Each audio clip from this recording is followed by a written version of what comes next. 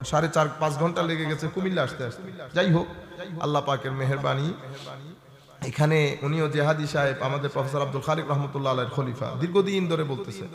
আমার খেয়াল ছিল যে 29শে ফেব্রুয়ারি আমার শেষ প্রোগ্রাম, আর করবো না, আমরা একটু বাইরে যেতে হবে। কিন্তু ওনারটা নেওয়ার পরে উনি কার কাছ থেকে শুনেছেন আমি এই মাহফিলটা নিয়েছি, তো উনি বলছেন আমার এখানে ঘুরে আসতে গিয়ে অবস্থা খারাপ। আর আপনাদের একটা সমস্যা হচ্ছে, আপনারা বলেন কি হুজুর 20 মিনিট 1.5 ঘন্টা বলে দিলে হয়, তাহলে আমরা একটু আইডিয়া করতে সুযোগ হয়।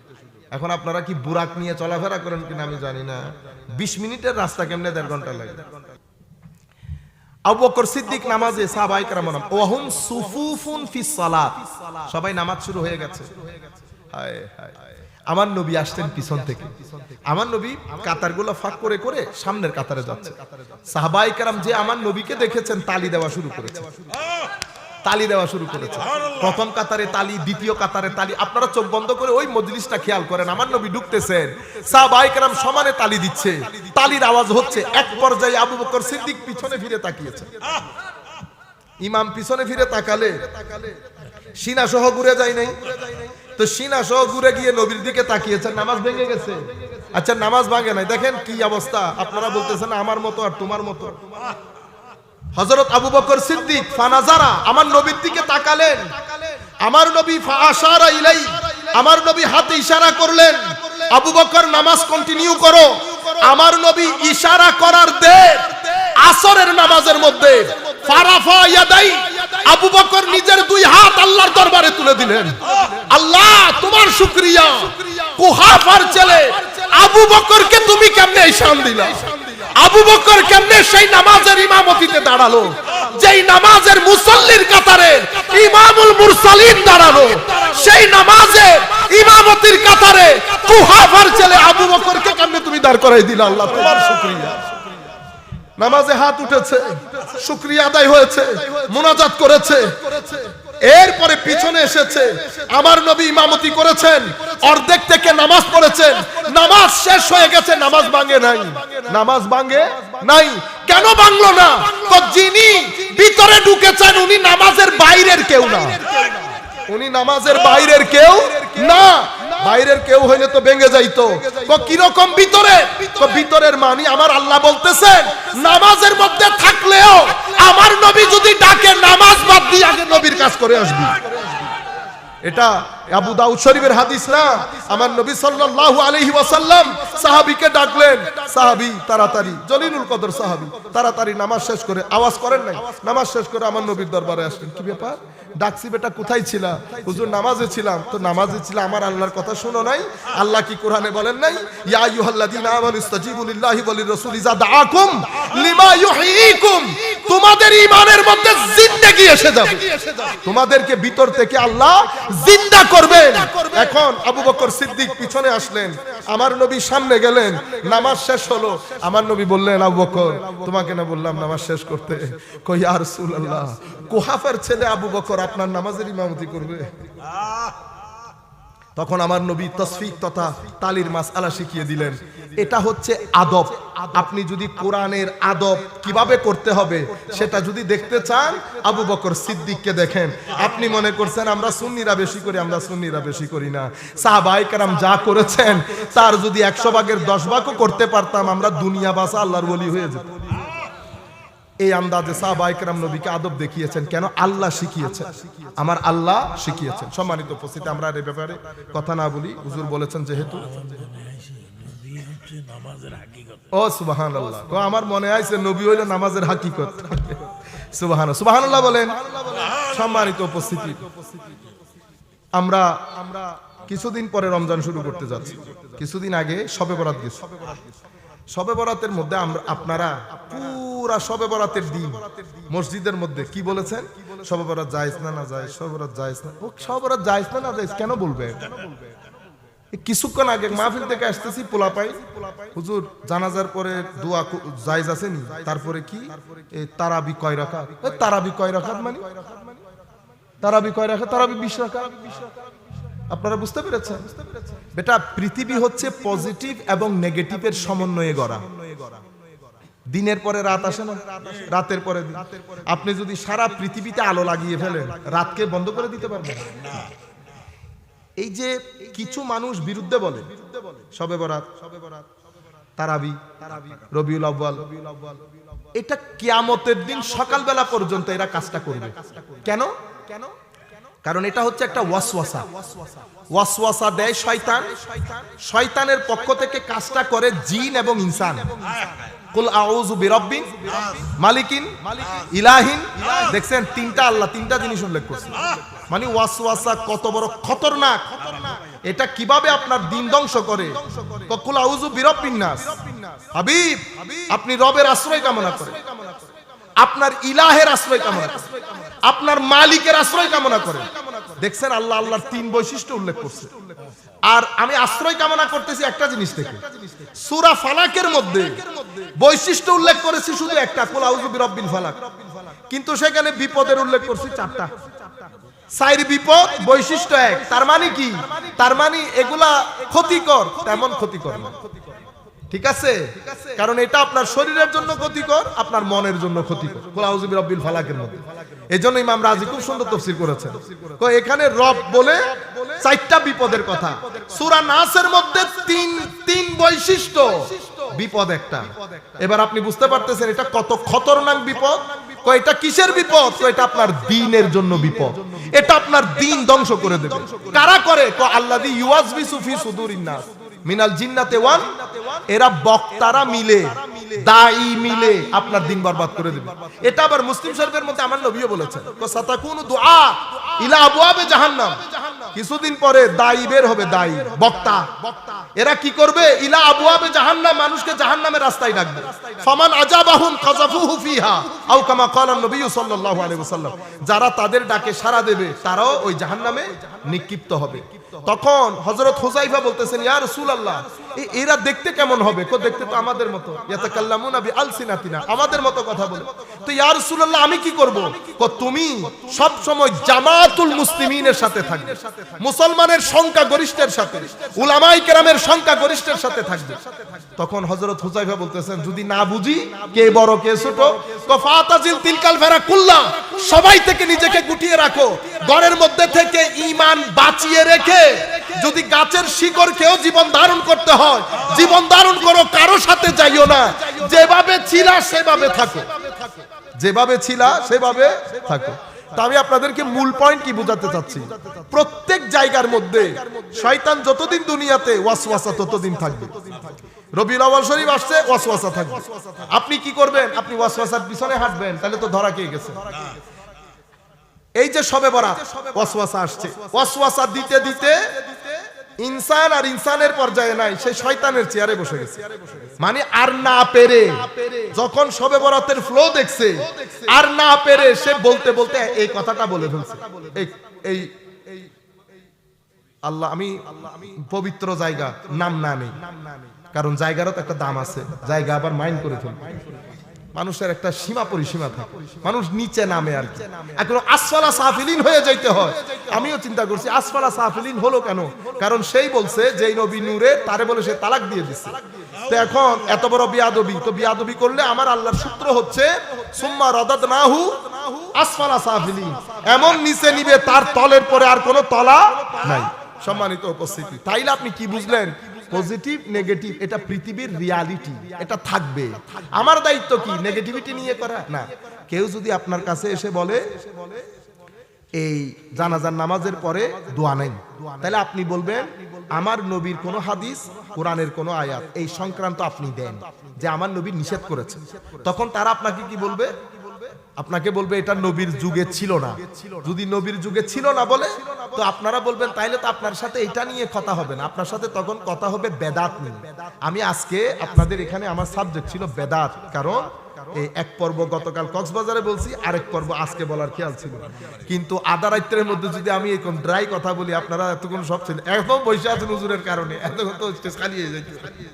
যাই হোক, আমি আপনাদেরকে বলতেছি তো পজিটিভিটি নেগেটিভিটি এটা থাকবে। এখন আপনি আপনি দলিল তো দেবেন, আপনি আপনার ডিফেন্স করেন কেন?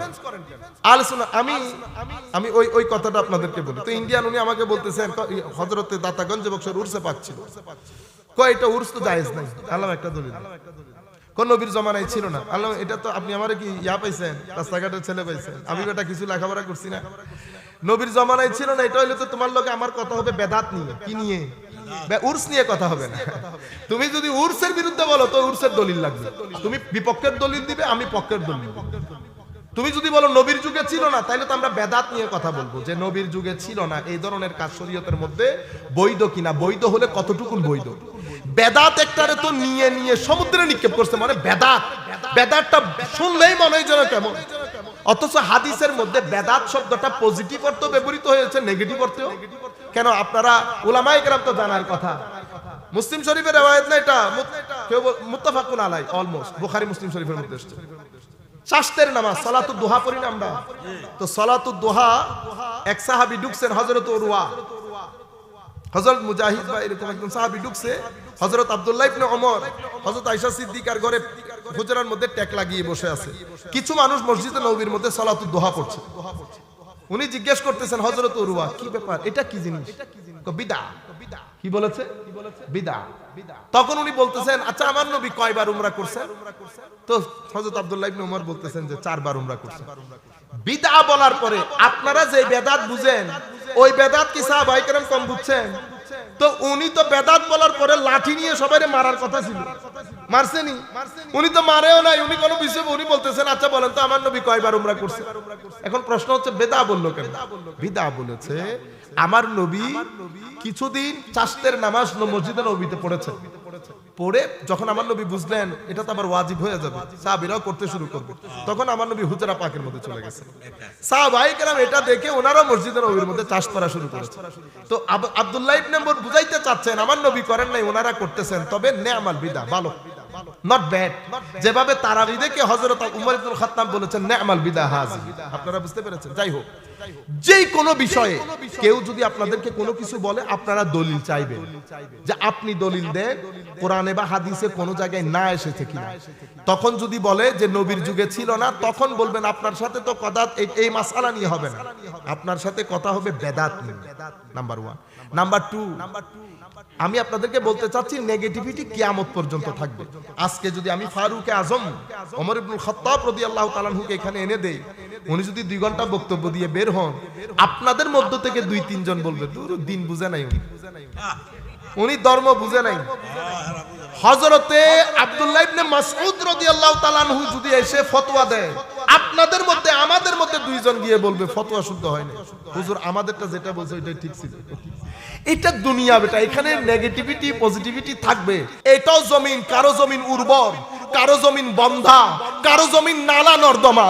হেদায়েতের পানি সবার উপরে পড়তেছে, কোরআনের পানি, হাদিসের পানি সবার সিনার ভিতরে পড়তেছে, কিন্তু সব সিনা থেকে হেদায়েতের চারা উৎপাদন হয় না। কাদের সিনা থেকে হেদায়েতের চারা উৎপাদন হয়? যাদের সিনা উর্বর। কাদের সিনা উর্বর? যারা এলম আছে, রাতের ইবাদত করে, আল্লাহকে ভয় করে, ভদ্রতা, নম্রতা, সহনশীলতা তথা পঞ্চ ইন্দ্রিয়কে আল্লাহ যেটা পছন্দ করে সেটার কাজে লাগিয়েছে, যেটা অপছন্দ করে সেটা থেকে দূরে রেখেছে। এদের সিনা উর্বর, এদেরকে আমরা আল্লাহর ওলি বলি। এদের সাথে থাকবেন, এদের সাথে ঘুরবেন, আপনার ভিতরের জগতের মধ্যে পজিটিভ এনার্জি আসবে। ছেলেরা বোঝার জন্য বলতেছি, পজিটিভ এনার্জি আসবে, আপনার ভিতর জগৎকে আরো বেশি শক্তিশালী করবে।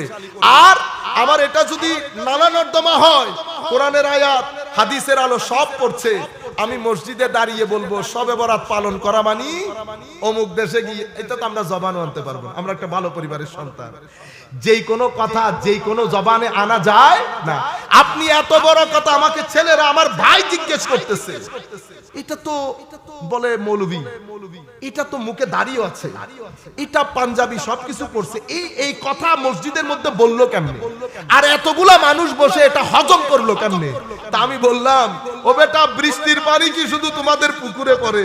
বৃষ্টির পানি নালা নর্দমার মধ্যে পড়ে।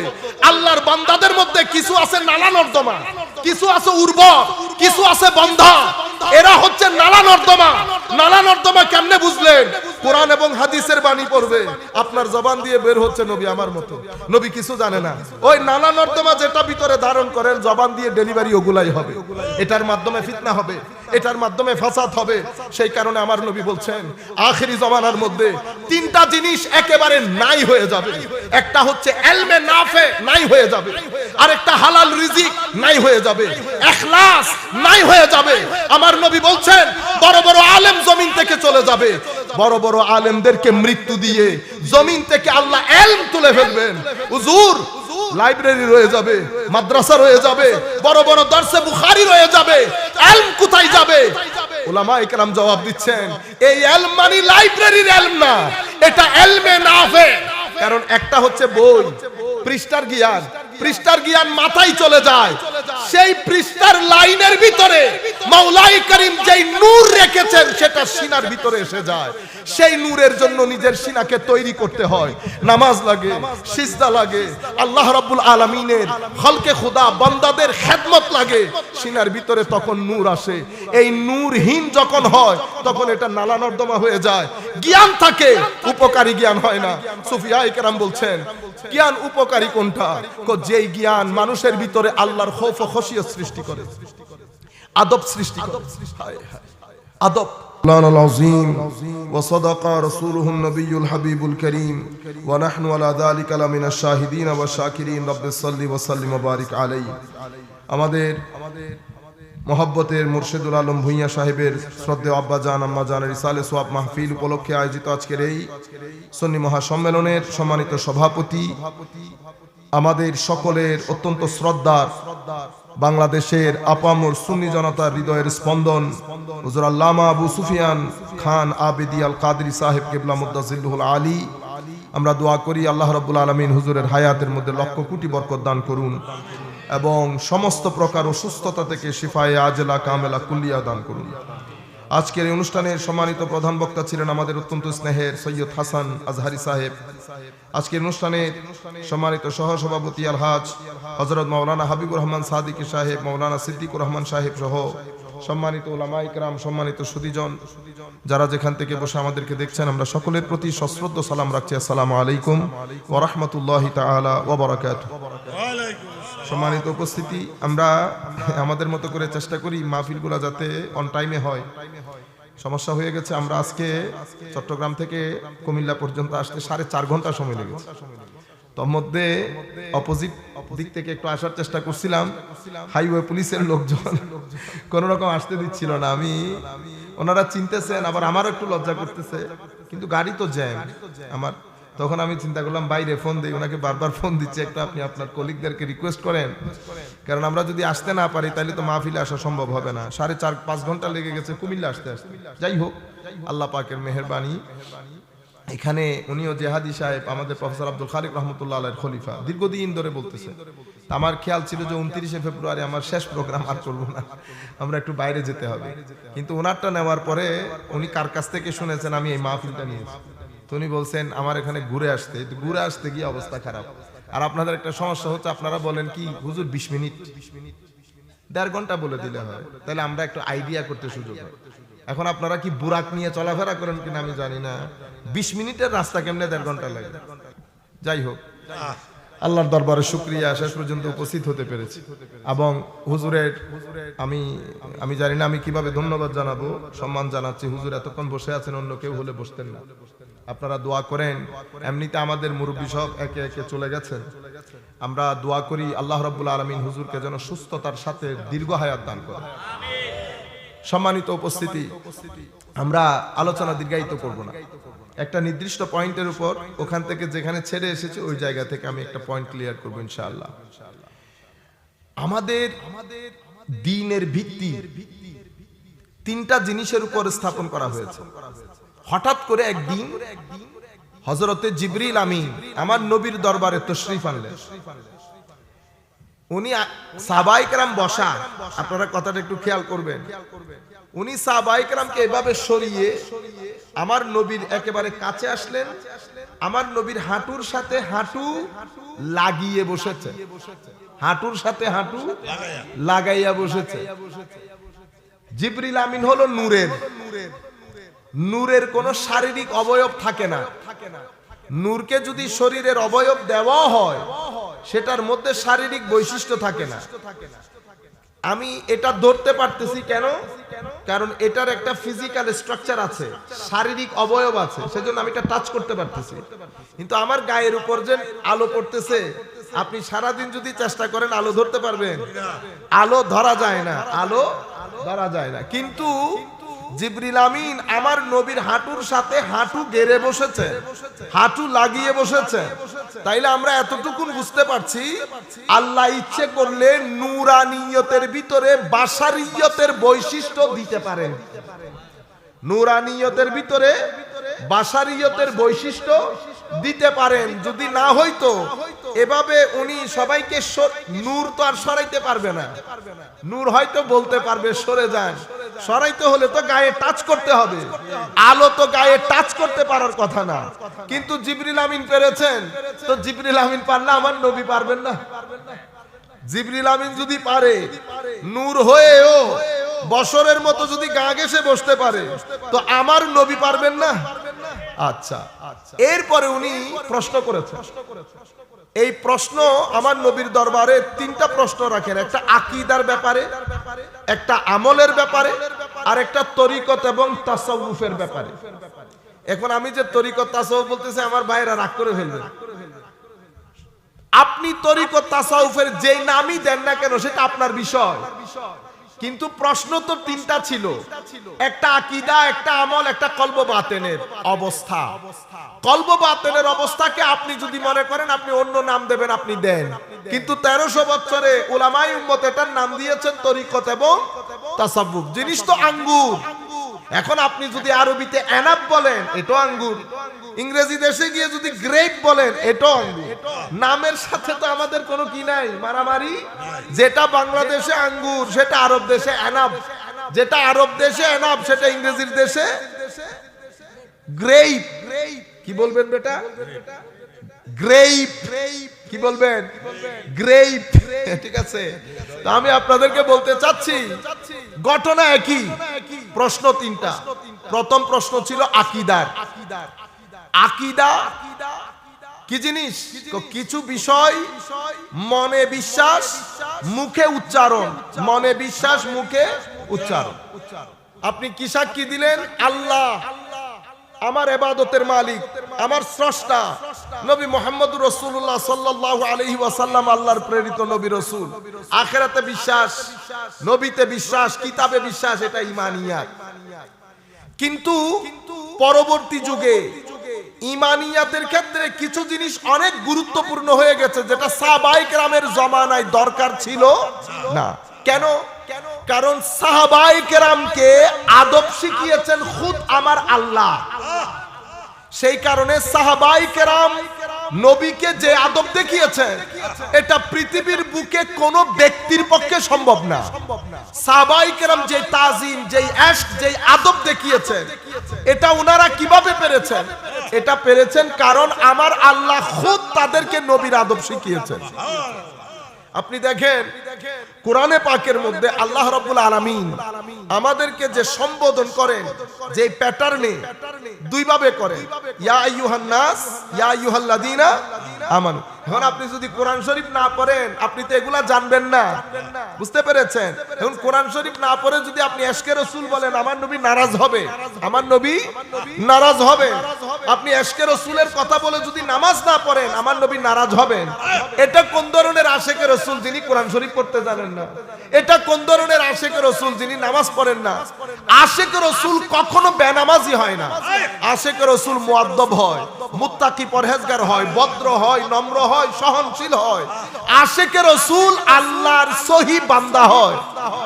তাহলে ইয়া আইয়ুহান নাস, ইয়া আইয়ুহাল্লাযীনা আমানু, ইয়া আইয়ুহান নাস পবিত্র কোরআনে 20 বার এসেছে। কয়বার?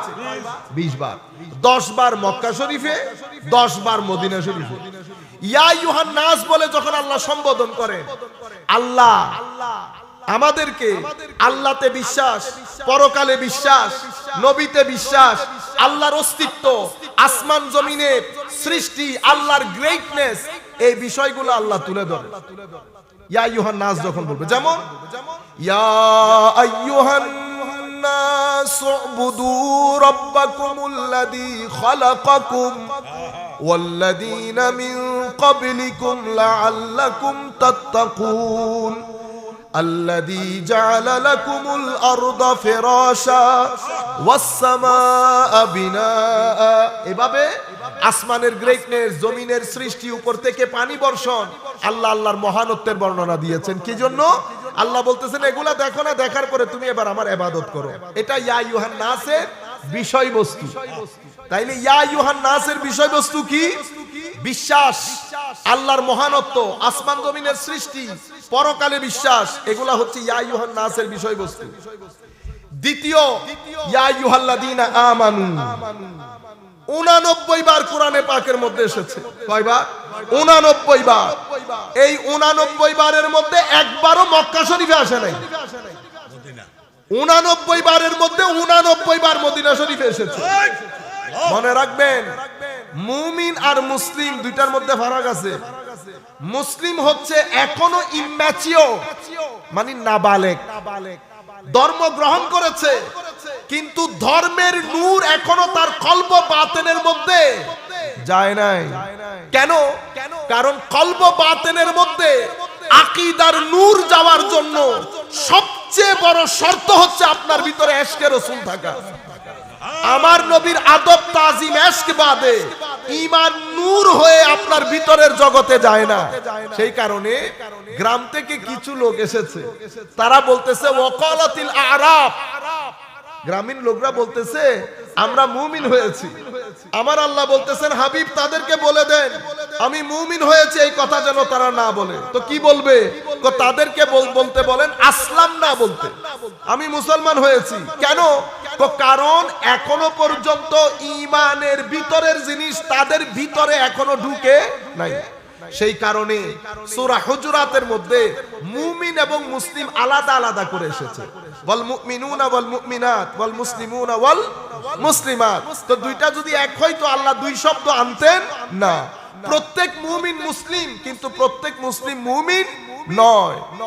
সেই কারণে এই আয়াতের মধ্যে আল্লাহ মুসলিমকে সম্বোধন করে নাই, মুমিনকে করছে। ইয়া আইয়ুহাল্লাযীনা আমানু, ও পাক্কা মুমিন, যাদের ঈমানের মধ্যে পারফেকশন আছে, যাদের ঈমানের মধ্যে ইশক আছে, আদব আছে, আমল আছে, তাদেরকে সম্বোধন করে আমার আল্লাহ বলছেন। তার আগে এটা জেনে নেন, ইয়া আইয়ুহান নাসের বিষয়বস্তু বুঝতেছে।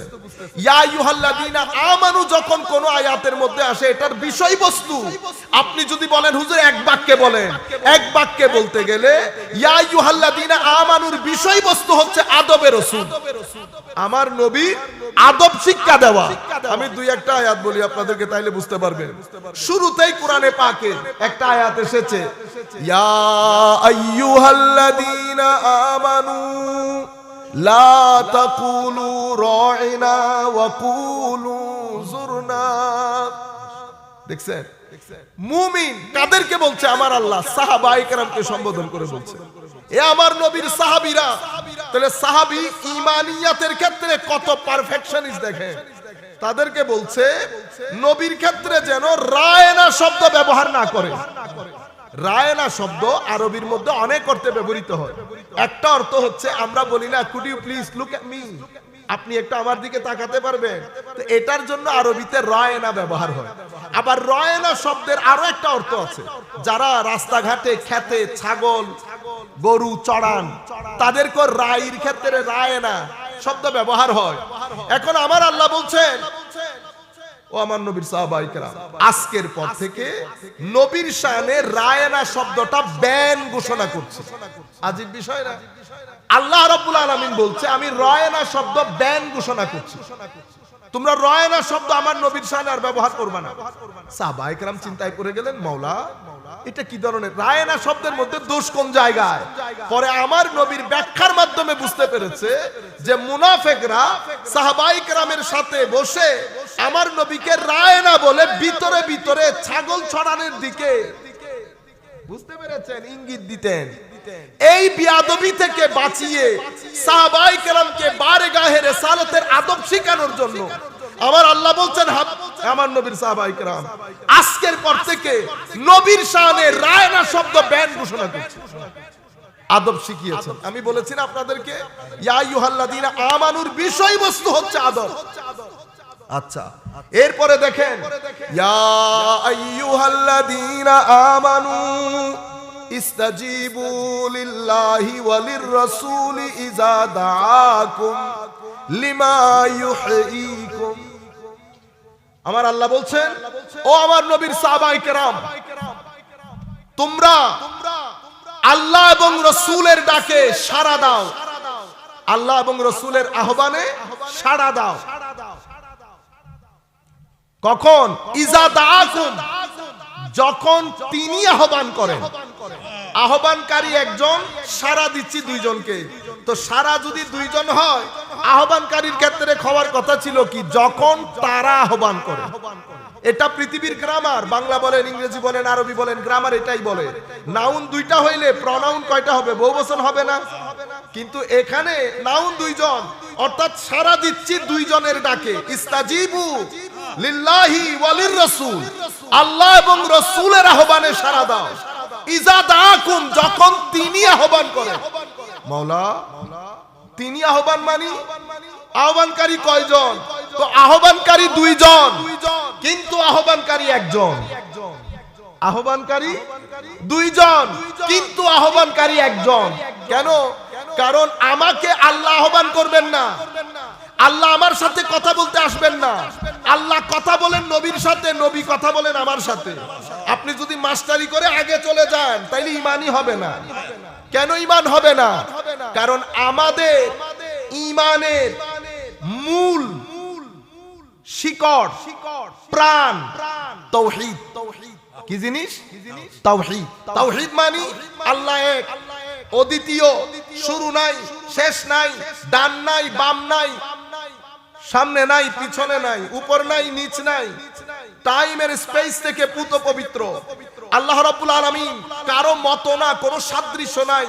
ধরন, গঠন, আকৃতি, প্রকৃতি, কোন দিক থেকে আল্লাহর কোনো মেসাল নাই। লাইসা কামিসলিহি শাই, কোন দিক থেকে আল্লাহ কারো মতো না। মাওলা তো এখন মতো না, তো আপনার অনুসরণ কেমনে করব? মতো তো না। এই জন্য আল্লাহ বলছেন লাইসা কামিসলিহি শাই, আল্লাহর কোনো মিছিল নাই। মাওলা মিছিল না থাকলে আমার যদি আপনাকে অনুকরণ করতে ইচ্ছে করে, কেমনে ইচ্ছে আমি অনুকরণ কেমনে করব? আপনাকে মহব্বত কেমনে করব? আপনার অনুগত্য কেমনে করব? তো আমার আল্লাহ বলছেন আমার তো মিছিল নাই, আমি মিছিল আলা একজনরে পাঠাইছি। মিছিল আলা একজনরে পাঠাইছি। কুল ইন্নামা আনা বাশারুম মিসলুকুম ইউহা ইলাইয়া। আমার নবী বলছেন আমি তোমাদের মতো, আমি তোমাদের। এখন আপনি কি মত মনে করছেন আল্লাহ জানে আর আল্লাহর রাসূল জানে। আপনি কোন মত মনে করছেন? আমি আমাদের ইংল্যান্ডে ছিলাম, আমাদের ইন্ডিয়ান এক ভদ্রলোক, তো ওনার সাথে এই বিষয়গুলো নিয়ে কথা হচ্ছিল। ওই কথোপকথনগুলো আমি আপনাদেরকে বলি। কোন কোরআন বলছে নবী আমার মতো, নবী আমার মতো। তো আমি বলতেছি, আমিও বলতেছি নবী আমার মতো। কিন্তু মতো কি জিনিস? মতো মানে কি? এটা আগে জানতে হবে না? এখন আগে আমি নবীকে জিজ্ঞেস করি, নবী আপনি কার মতো? আমার কোরআন বলছে নবী বলে দেন তাদের মতো। এখন আমার নবী সৌমে বেসাল করতেছে, ধারাবাহিক না খেয়ে থাকা, ধারাবাহিক রোজা রাখা। সাহাবায়ে কেরাম দেখে সাহাবায়ে কেরামও শুরু করেছে রোজা রাখতে। এক সাহাবী এসে বলতেছেন ইয়া রাসূলুল্লাহ, সাহাবায়ে কেরাম তো রোজা রাখা শুরু করেছে, সবাই দুর্বল হয়ে যাচ্ছে।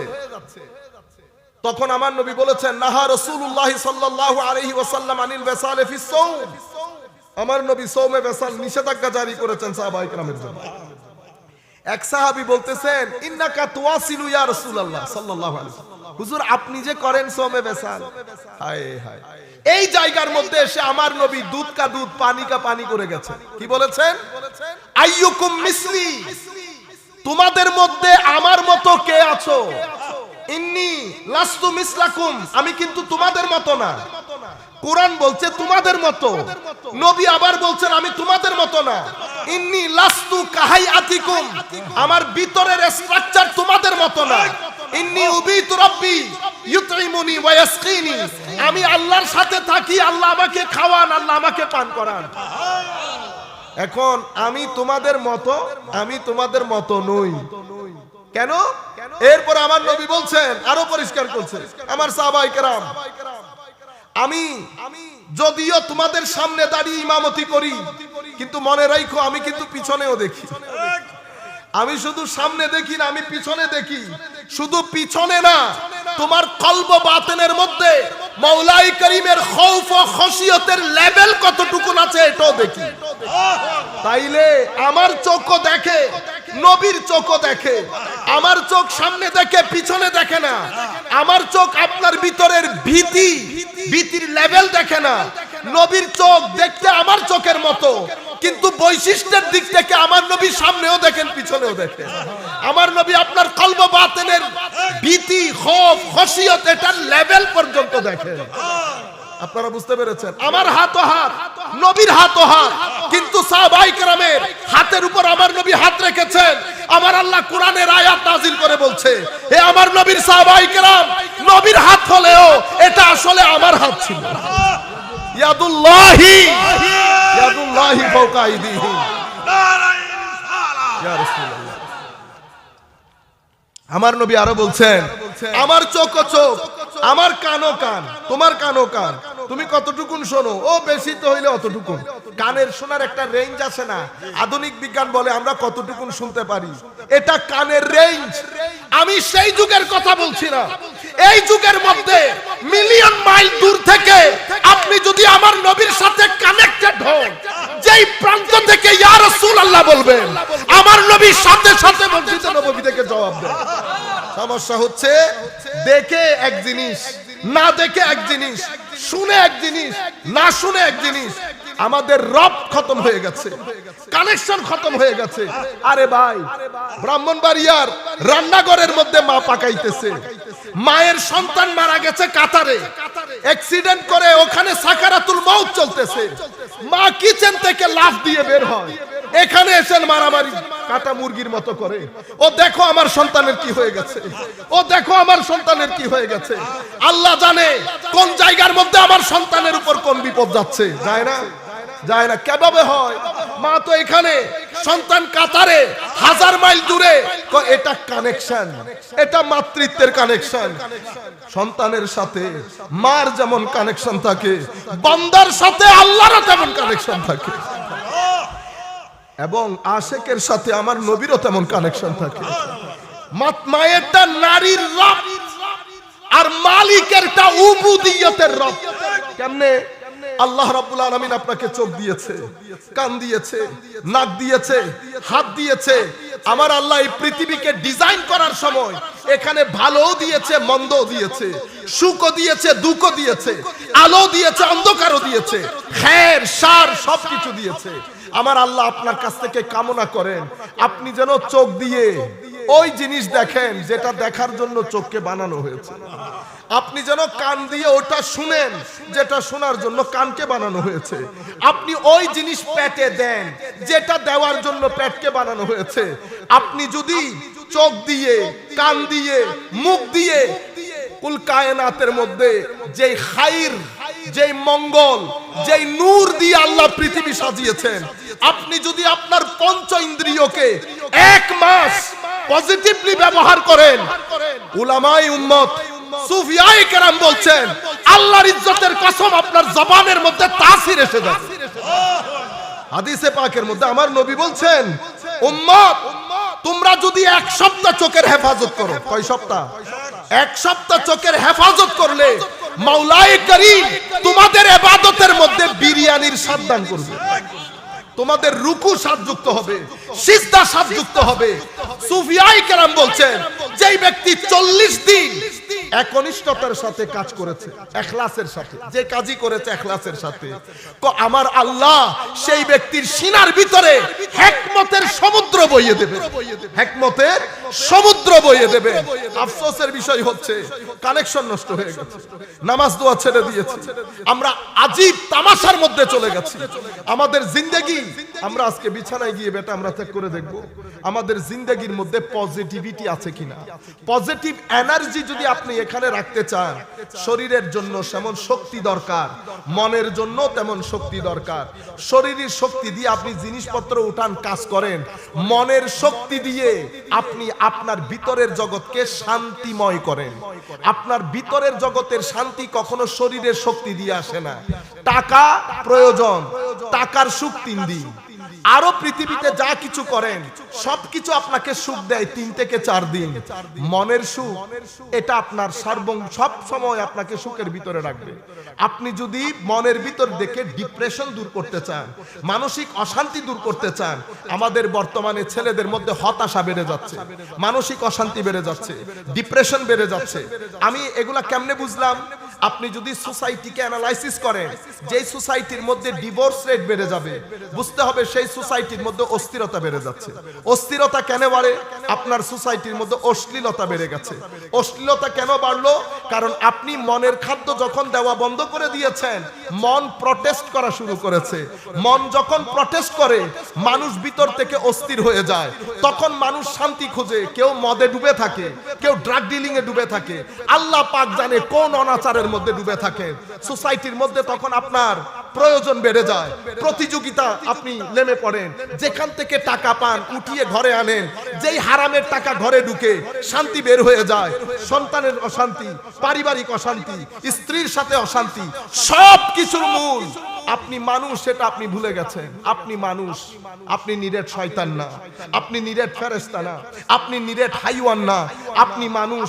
আপনার ভিতরে আল্লাহ নূর দান করেছে, আপনার ভিতরে আপনাকে মাটি দিয়ে বানিয়েছে, আগুন, পানি, হাওয়া সবকিছু দিয়ে আপনার খামির তৈরি করেছে, একটা শরীর দিয়েছে, একটা মন দিয়েছে। শরীরের জন্য যেমন খাদ্য দরকার, মনের জন্য তেমন খাদ্য দরকার। শরীরের খাদ্য আমরা দেই, সে কারণে আমরা শারীরিকভাবে সুঠাম। আমরা আবার জিমের মধ্যেও যাই, শারীরিক শক্তি আসে। মনে রাখবেন, শরীর এবং মন একসাথে যদি চালাইতে না পারেন, ইমব্যালেন্স হবে। যদি ইমব্যালেন্স হয়, আপনার দেশ আমেরিকা ইংল্যান্ডের মতো হবে। আমেরিকা ইংল্যান্ডের মধ্যে টাকা পয়সার অভাব নাই, ধন দৌলতের অভাব নাই, কিন্তু মনের শান্তির অভাব আছে। আমাদের দেশ আমেরিকা ইংল্যান্ডের চেয়ে শারীরিক স্বাস্থ্যের দিক থেকে আমাদের দেশ অনেক পিছিয়ে, কোনো সন্দেহ নাই, কিন্তু মানসিক স্বাস্থ্যের দিক থেকে আমার দেশ, আমেরিকা বলেন, ইংল্যান্ড বলেন, স্ক্যান্ডিনেভিয়ান কান্ট্রি বলেন, ইউরোপিয়ান কান্ট্রি বলেন, সব দেশ থেকে মানসিক দিক থেকে আমার দেশ অনেক অনেক অনেক এগিয়ে। প্রশ্ন হচ্ছে, আপনার দেশের মানসিক স্বাস্থ্য এত ভালো হলো কেমনে? ঢাকা বিশ্ববিদ্যালয়ের কারণে, চট্টগ্রাম বিশ্ববিদ্যালয়ের কারণে। যদি বিশ্ববিদ্যালয়ের কারণে মানসিক স্বাস্থ্য ভালো থাকতো, পৃথিবীর নাম্বার 1 বিশ্ববিদ্যালয়গুলো তো ইউরোপে, ইংল্যান্ডে, আমেরিকাতে। তাইলে বোঝা যাচ্ছে বিশ্ববিদ্যালয় না, খুঁজে দেখবেন কোন কারণে আপনার মানসিক স্বাস্থ্য ভালো। আল্লাহর ইজ্জতের কসম, আউলিয়া ইকরামের কারণে, খানেকার কারণে, মাজারের কারণে, ঈদে মিলাদুন নবীর কারণে, মাহফিলগুলোর কারণে, এই সমস্ত বড় বড় উলামা ইকরামের বক্তব্যের কারণে মানসিক স্বাস্থ্য এখনো ভালো আছে।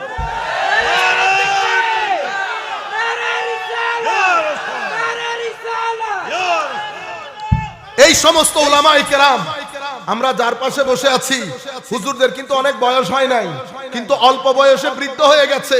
কেন? আমরা এখন বুঝতেছি। গত 9 মাস পরিবারের সাথে আমার মনে হয় না 2 ঘন্টা সময় ব্যয় করতে পেরেছি। গতকালকে আমি এখন কক্সবাজার থেকে আসতেছি গাড়ি নিয়ে, চিন্তা করতে পারবেন, অল্প বয়সে বুড়ো হয়ে গেছে। আপনারা মনে করতেছেন জীর্ণ শীর্ণ মৌলভী টাকা নিয়ে চলে গেছে। ও ভাই, এই সমস্ত উলামায়ে কেরাম একজনের কারণে বাংলাদেশ সরকারের মিনিমাম $1 মিলিয়ন বেঁচে গেছে, যেগুলা তারা মানসিক স্বাস্থ্য ঠিক করার জন্য সরকারের খরচ করতে হইতো। England, America million million dollar খরচ করে ডিপ্রেশন থেকে সন্তানদেরকে বাঁচানোর জন্য। মনে রাখবেন, ডিপ্রেশন যদি বেড়ে যায়, ডিভোর্স রেট বেড়ে যাবে। গত 6 মাস বাংলাদেশের ডিভোর্স রেট আসমানে গিয়ে উঠেছে। বাংলাদেশে ড্রাগ ডিলিং আসমানে গিয়ে উঠেছে, ছেলেদের মধ্যে আদব খতম হয়ে গেছে, ছেলেরা মুরব্বীদের সাথে দাঁড়িয়ে যায়। আমরা আগে মুরব্বী দেখলে কই আমরা কই মুরব্বী, ছেলেরা এটা আপনি যখন মুরব্বীর পিছনে দাঁড়িয়ে যাচ্ছেন, কেন দাঁড়ালেন বেটা? কারণ আপনি মানসিকভাবে অসুস্থ। মানসিকভাবে আপনি দেখবেন এখানে যদি একটা লোক হেঁটে যায়, আমাদের 10 জন পারবে না তাকে খেয়ে ফেলতে। এই যে আপনারা রিঅ্যাক্ট করেন, এটা আগুন। তাইলে আপনার ভিতরে তো আগুন হওয়ার কথা ছিল না, আল্লাহ আপনার ভিতরে তো নূরও দান করেছেন।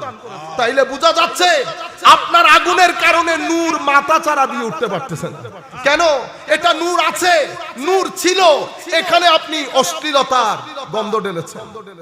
কারণ হেদায়েতের পানি আমার আল্লাহ বলছেন কোরআনে পাকে, নবী বলছেন হাদিসে পাকে, হেদায়েতের পানি উপর থেকে বর্ষিত হয়। কিছু জমি উর্বর হয়, কিছু জমি বন্দা হয়, কিছু জমি নালা নর্দমা গন্ধযুক্ত হয়।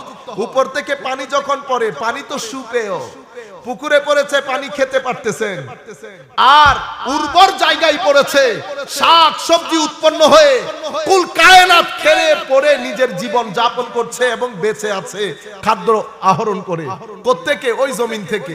আবার একই পানি আপনার ঘরের পাশে একটা নর্দমার মধ্যে পড়েছে, পানি পান করতে পারতেছেন? পান তো দূরের, সেভাবে আপনার সিনারও জমিন, এটাও জমিন, কারো জমিন উর্বর, কারো জমিন বন্ধা, কারো জমিন নালা নর্দমা। হেদায়েতের পানি সবার উপরে পড়তেছে, কোরআনের পানি, হাদিসের পানি সবার সিনার ভিতরে পড়তেছে, কিন্তু সব সিনা থেকে হেদায়েতের চারা উৎপাদন হয় না। কাদের সিনা থেকে হেদায়েতের চারা উৎপাদন হয়? যাদের সিনা উর্বর। কাদের সিনা উর্বর? যারা এলম আছে, রাতের ইবাদত করে, আল্লাহকে ভয় করে, ভদ্রতা, নম্রতা, সহনশীলতা তথা পঞ্চ ইন্দ্রিয়কে আল্লাহ যেটা পছন্দ করে সেটার কাজে লাগিয়েছে, যেটা অপছন্দ করে সেটা থেকে দূরে রেখেছে। এদের সিনা উর্বর, এদেরকে আমরা আল্লাহর ওলি বলি। এদের সাথে থাকবেন, এদের সাথে ঘুরবেন, আপনার ভিতরের জগতের মধ্যে পজিটিভ এনার্জি আসবে। ছেলেরা বোঝার জন্য বলতেছি, পজিটিভ এনার্জি আসবে, আপনার ভিতর জগৎকে আরো বেশি শক্তিশালী করবে। আর আমার এটা যদি নালা নর্দমা হয়, কোরআনের আয়াত হাদিসের আলো সব পড়ছে, আমি মসজিদে দাঁড়িয়ে বলবো শবে বরাত পালন করা মানি অমুক দেশে গিয়ে, এটা তো আমরা জবানও আনতে পারবো। আমরা একটা ভালো পরিবারের সন্তান, যেই কোনো কথা যেই কোনো জবানে আনা যায় না। আপনি এত বড় কথা আমাকে ছেলেরা, আমার ভাই জিজ্ঞেস করতেছে, এটা তো বলে মৌলভী, এটা তো মুখে দাঁড়িয়ে আছে, এটা পাঞ্জাবি সবকিছু পড়ছে, এই কথা মসজিদের মধ্যে বললো কেমনে? আর এতগুলা মানুষ বসে এটা হজম করলো কেমনে? তা আমি বললাম, ও বেটা, বৃষ্টির পানি কি শুধু তোমাদের পুকুরে পড়ে? বৃষ্টির পানি নালা নর্দমার মধ্যে পড়ে। আল্লাহর বান্দাদের মধ্যে কিছু আছে নালা নর্দমা, কিছু আছে উর্বর, কিছু আছে বন্ধা। এরা হচ্ছে নালা নর্দমা। নালা নর্দমা কেমনে বুঝলেন? কোরআন এবং হাদিসের বাণী পড়বে, আপনার জবান দিয়ে বের হচ্ছে নবী আমার মতো। নবী কিছু জানে না, ওই নালা নর্দমা যেটা ভিতরে ধারণ করেন, জবান দিয়ে ডেলিভারি ওগুলাই হবে। এটার মাধ্যমে ফিতনা হবে, এটার মাধ্যমে ফাসাদ হবে। সেই কারণে আমার নবী বলছেন, আখিরি জমানার মধ্যে 3টা জিনিস একেবারে নাই হয়ে যাবে। একটা হচ্ছে ইলমে নাফে নাই হয়ে যাবে, আর একটা হালাল রিজিক নাই হয়ে যাবে, ইখলাস নাই হয়ে যাবে। আমার নবী বলছেন, বড় বড় আলেম জমিন থেকে চলে যাবে, বড় বড় আলেমদেরকে মৃত্যু দিয়ে জমিন থেকে আল্লাহ ইলম তুলে ফেলবেন। হুজুর, লাইব্রেরি রয়ে যাবে, মাদ্রাসা রয়ে যাবে, বড় বড় দরসে বুখারী রয়ে যাবে, ইলম কোথায় যাবে? উলামায়ে কেরাম জবাব দিচ্ছেন, এই ইলম মানে লাইব্রেরির ইলম না, এটা ইলমে নাফে। কারণ একটা হচ্ছে বই, পৃষ্ঠার জ্ঞান, পৃষ্ঠার জ্ঞান মাথায় চলে যায়, সেই পৃষ্ঠার লাইনের ভিতরে মাওলাই করিম যেই নূর রেখেছেন সেটা সিনার ভিতরে এসে যায়। সেই নূরের জন্য নিজের সিনাকে তৈরি করতে হয়, নামাজ লাগে, সিজদা লাগে, আল্লাহ রাব্বুল আলামিনের খালকে খোদা বান্দাদের খেদমত লাগে, সিনার ভিতরে তখন নূর আসে।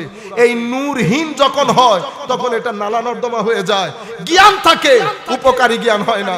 সুফিয়ায়ে কেরাম বলছেন, জ্ঞান উপকারী কোনটা? যেই জ্ঞান মানুষের ভিতরে আল্লাহর খৌফ ও খশিয়ত সৃষ্টি করে, আদব সৃষ্টি করে। আদব। হারিস আল মুহাসিবি রাদিয়াল্লাহু তাআলা আনহু কাশফুল মাহজুবের মধ্যে দাতা গঞ্জ বখশ আলী হুজবেরি বলছেন, আপনারা আমি কিছুক্ষণের মধ্যে শেষ করে দেব। দাতা গঞ্জ বখশ আলী হুজবেরি লিখছেন কাশফুল মাহজুবের মধ্যে, দাতা গঞ্জ বখশ আলী হুজবেরি কি আজকের যুগের বলি? হুজুর গৌসুল আজম দুনিয়াতে আসার 140 বছর আগে ইন্তেকাল করেছে। তাইলে আমরা ভাগ করার সময়, আমরা যারা তাসাউফ তরিকত পড়ি, আমরা ভাগ করার সময় কি করি? হুজুর গৌসুল আজমের আগে, হুজুর গৌসুল আজমের পরে।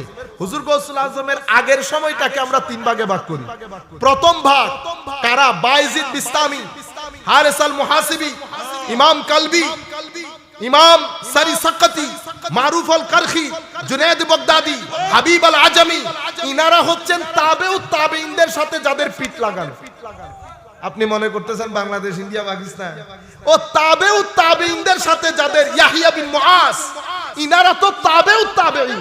হারিস আল মুহাসিবি, ইনারা তো একেবারে তাবেউ তাবেঈনদের সাথে ইনাদের পিঠ লাগানো।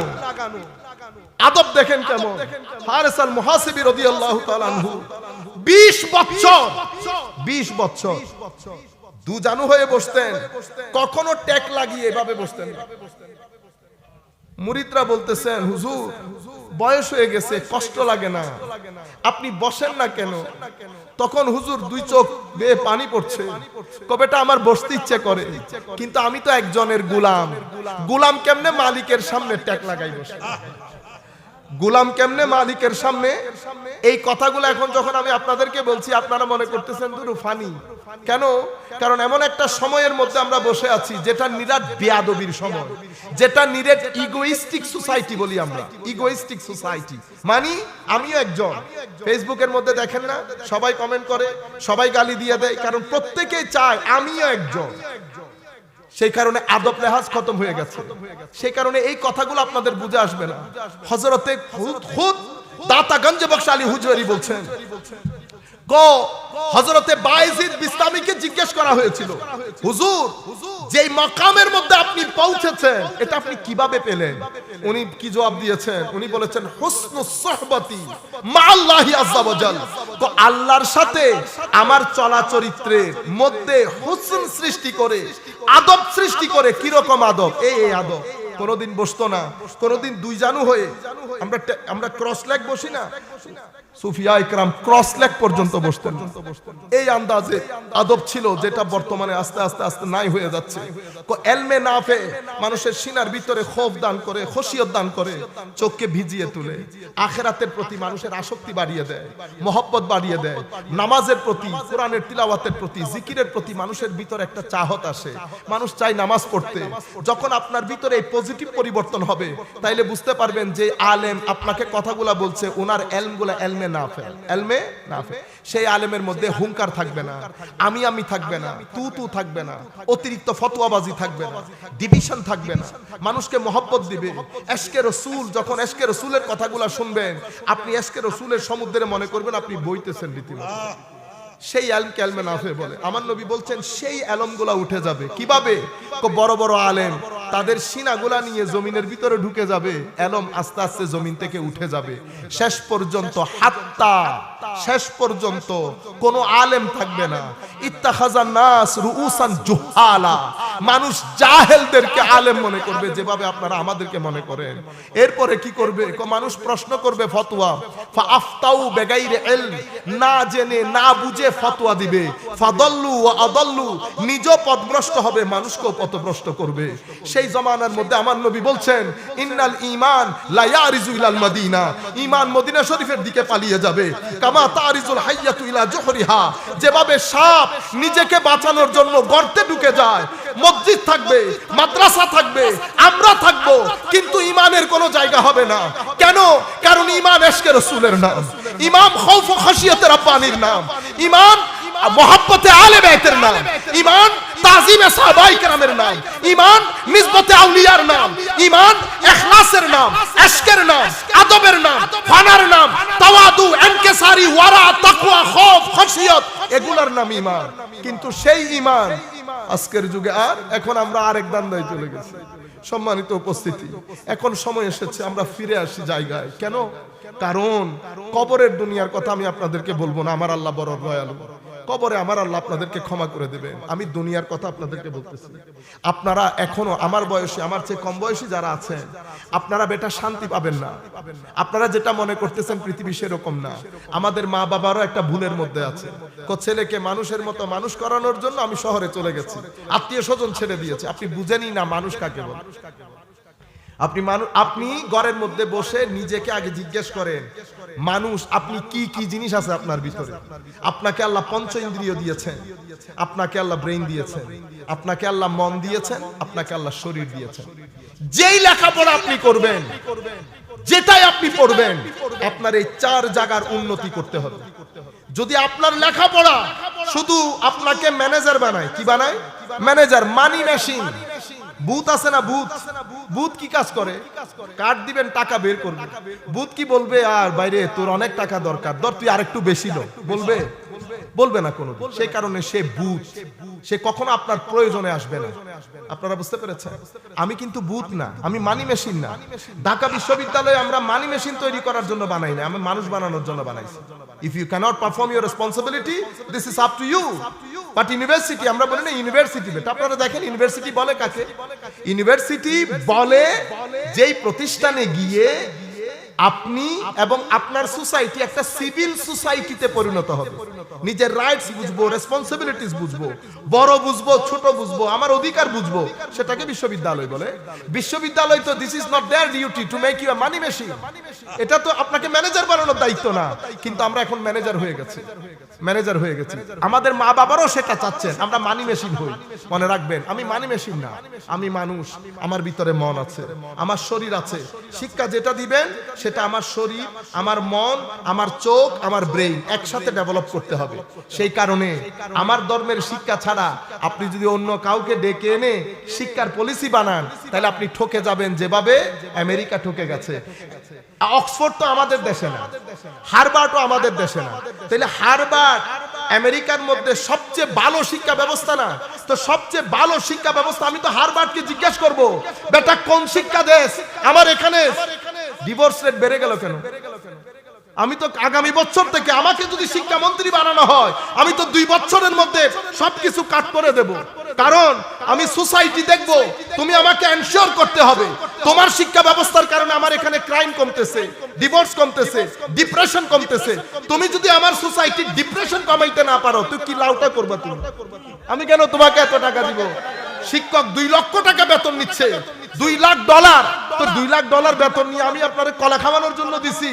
আমার ডিভোর্স রেট কমতে হবে, ক্রাইম রেট কমতে হবে, ড্রাগ ডিলিং কমতে হবে, আমাদের ছেলেদের ক্রেজিনেস কমতে হবে।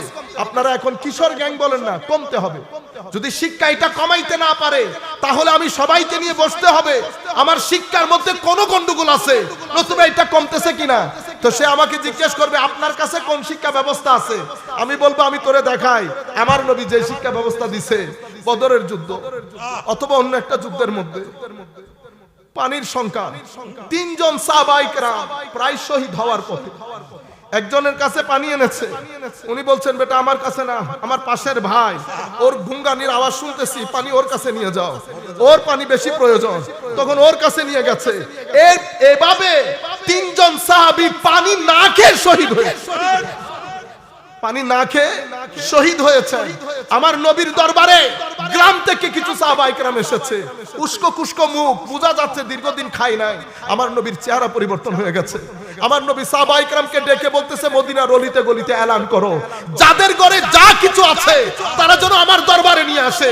এটা শোনার পরে সমস্ত সাহাবায়ে কেরাম যার ঘরে যা ছিল আমার নবীর সেহনে পাকের মধ্যে পাহাড়ের স্তূপ করে ফেলে, খাদ্যের পাহাড় দেখে মদিনাওয়ালা নবীর চেহারার মধ্যে 14 তারিখের চাঁদের রোশনি দেখা দিয়েছে। আমার নবী হেসে দিয়েছেন, সুবহানাল্লাহ। এটাকে বলে শিক্ষা ব্যবস্থা। বেটা, যেই শিক্ষা ব্যবস্থা আপনি শিক্ষিত, আপনি উন্নত করেছেন, আমাদের মা বাবাদের সংজ্ঞাই পরিবর্তন হয়ে গেছে। কি ছেলে অনেক টাকা পয়সা করেছে, ছেলে টাকা পয়সা করলে উন্নত বলে না, সেই ছেলে উন্নতি করেছে যেই ছেলের মাধ্যমে আপনার এলাকার উপকার সাধিত হয়, যেই ছেলের মাধ্যমে গরিব আত্মীয় স্বজন পাড়া প্রতিবেশীর উপকার সাধিত হয়, সেই ছেলেকে বলে উন্নতি করেছে। রয়ে গেল টাকা পয়সা, টাকা পয়সা হলে সেটাকে উন্নতি বলে না, মানি মেশিন বলে। আমার শিক্ষা ব্যবস্থা আমাকে মানি মেশিন করছে। নাই এখন আমার নবীর সেই কথাগুলো বলা। কাশ যদি সুযোগ পাইতাম আমার নবীর শিক্ষা ব্যবস্থা তুলে ধরতাম। পৃথিবী ইচ্ছে করলে গ্রহণ করবে, ইচ্ছে করলে বর্জন করবে। আমার নবীর শিক্ষা ব্যবস্থা 10 বছর মদিনা শরীফ, জঙ্গে বদরের যুদ্ধে আমার নবী কিছু সংখ্যক যুদ্ধবন্দী এসেছে। আমার নবী তো হত্যা করতে আসে নাই। যুদ্ধবন্দীর আন্তর্জাতিক আইন ছিল they have to be killed, end of the story. তাদেরকে হত্যা করা হবে। আমার নবী বলছেন আমি তো হত্যা করার জন্য আসি নাই। হত্যা করে ফেললে আমি আর রহমতুল্লিল আলামিন হলাম কেমনে? আমার নবী ফাঁক ফোকর খুঁজতেছে। স্টেট দেশেরও তার অত টাকা নাই এদেরকে পালবে। আমার নবী ফাঁক ফোকর খুঁজতেছে। পরে আমার নবী বলতেছেন তোমরা এদিকে আসো। আমার মদিনা শরীফের 10টা ছেলেকে যদি অক্ষর জ্ঞান দিতে পারো তুমি স্বাধীন। আমার মদিনা শরীফের 10টা বালককে যেই ব্যক্তি অক্ষর জ্ঞান দিতে পারবে সে স্বাধীন। এটা ছিল পৃথিবীর ইতিহাসের প্রথম লিটারেসি মুভমেন্ট, শিক্ষা আন্দোলন। বলার কেউ নাই। আমরা এখন ইংরেজি নাম খুঁজি, কারণ ইংরেজি বলতে আমরা স্বচ্ছন্দ বোধ করি। সম্মানিত উপস্থিতি, যেই দিন আমার নবী দ্বীনের দাওয়াতের কাজ শুরু করেছেন, পুরা মক্কা শরীফের মধ্যে যত আবাদি ছিল, কেউ বলেছে ফতুহুল বলদানের মধ্যে ইমাম বালাজুরি বলছেন 15 লাখ আবাদি, 12 লাখ আবাদি। আমরা বলতেছি 12 লাখ না 15 লাখ না, হিস্টোরিক্যাল রেকর্ড 10 লাখ আবাদি। সেই 10 লাখ আবাদির মধ্যে মাত্র 15 জন মানুষ লিখতে পড়তে জানতেন। মাত্র 15 জন মানুষ। এখান থেকে আমার নবী শুরু করেছে। মদিনা শরীফে যেদিন বিদায় হজ্জের ভাষণ দিয়ে মদিনা শরীফ তশরিফ এনেছেন, আমার নবী যেই দিন দুনিয়া থেকে চলে যাচ্ছেন 15,000 স্কয়ার ফিটের মদিনা হয়েছে 32 লাখ স্কয়ার ফিটের মদিনা। ছিল 15,000, হয়েছে 32 লাখ। মানুষ মারা গেছে 450 থেকে 500-এর ভিতরে। আমার নবীর মদিনা শরীফের শিক্ষার রেট বাড়তে বাড়তে 75% গিয়ে পৌঁছেছে। নবী যেতে না যেতে উসমানে গনি আলী কাররামাল্লাহু ওয়াজহাহুল কারীম যাওয়ার পরে মুসলিম দুনিয়ার সিসিলি থেকে শুরু করে স্পেন পর্যন্ত শিক্ষার রেট হয়ে গেছে 100 আউট অফ 100। আপনারা বুঝতে পেরেছেন? 100% উন্নত করেছে। আমার নবীর শিক্ষা ব্যবস্থার মধ্যে ইমোশন ছিল। আমার নবীর টোটাল শিক্ষা ব্যবস্থার মধ্যে আপনাকে শেখানো হয়েছে বড়দেরকে সম্মান কেমনে করে, উস্তাদকে সম্মান কেমনে করে, সোশ্যাল ডেভেলপমেন্ট। এরপরে আপনি উদারতা, সহনশীলতা, ন্যায়পরায়ণতা, আপনার এই জায়গাটাকে ডেভেলপ করেছে। এরপরে আপনার স্পিরিচুয়াল সাইড ডেভেলপ করেছে। মিথ্যা বলা যাবে না, মানুষের জন্য কাজ করতে হবে। এই ইমোশনটা সাহাবায়ে কেরামের মাধ্যমে দিয়ে দিয়েছে। সাহাবায়ে কেরাম একজন আসলে আরেকজনকে দিয়ে দিত, এটা আসলে আরেকজনকে দিয়ে দিত। এই যে এটাকে বলে সহযোগিতা। এজন্য আমাদের দ্বীনের ভিত্তিপ্রস্তর স্থাপন করা হয়েছে তাআওয়ানু আলাল বিররি ওয়াত তাকওয়া, সহযোগিতার উপর। আপনার যে শিক্ষা ব্যবস্থা সেটা করে প্রতিযোগিতা।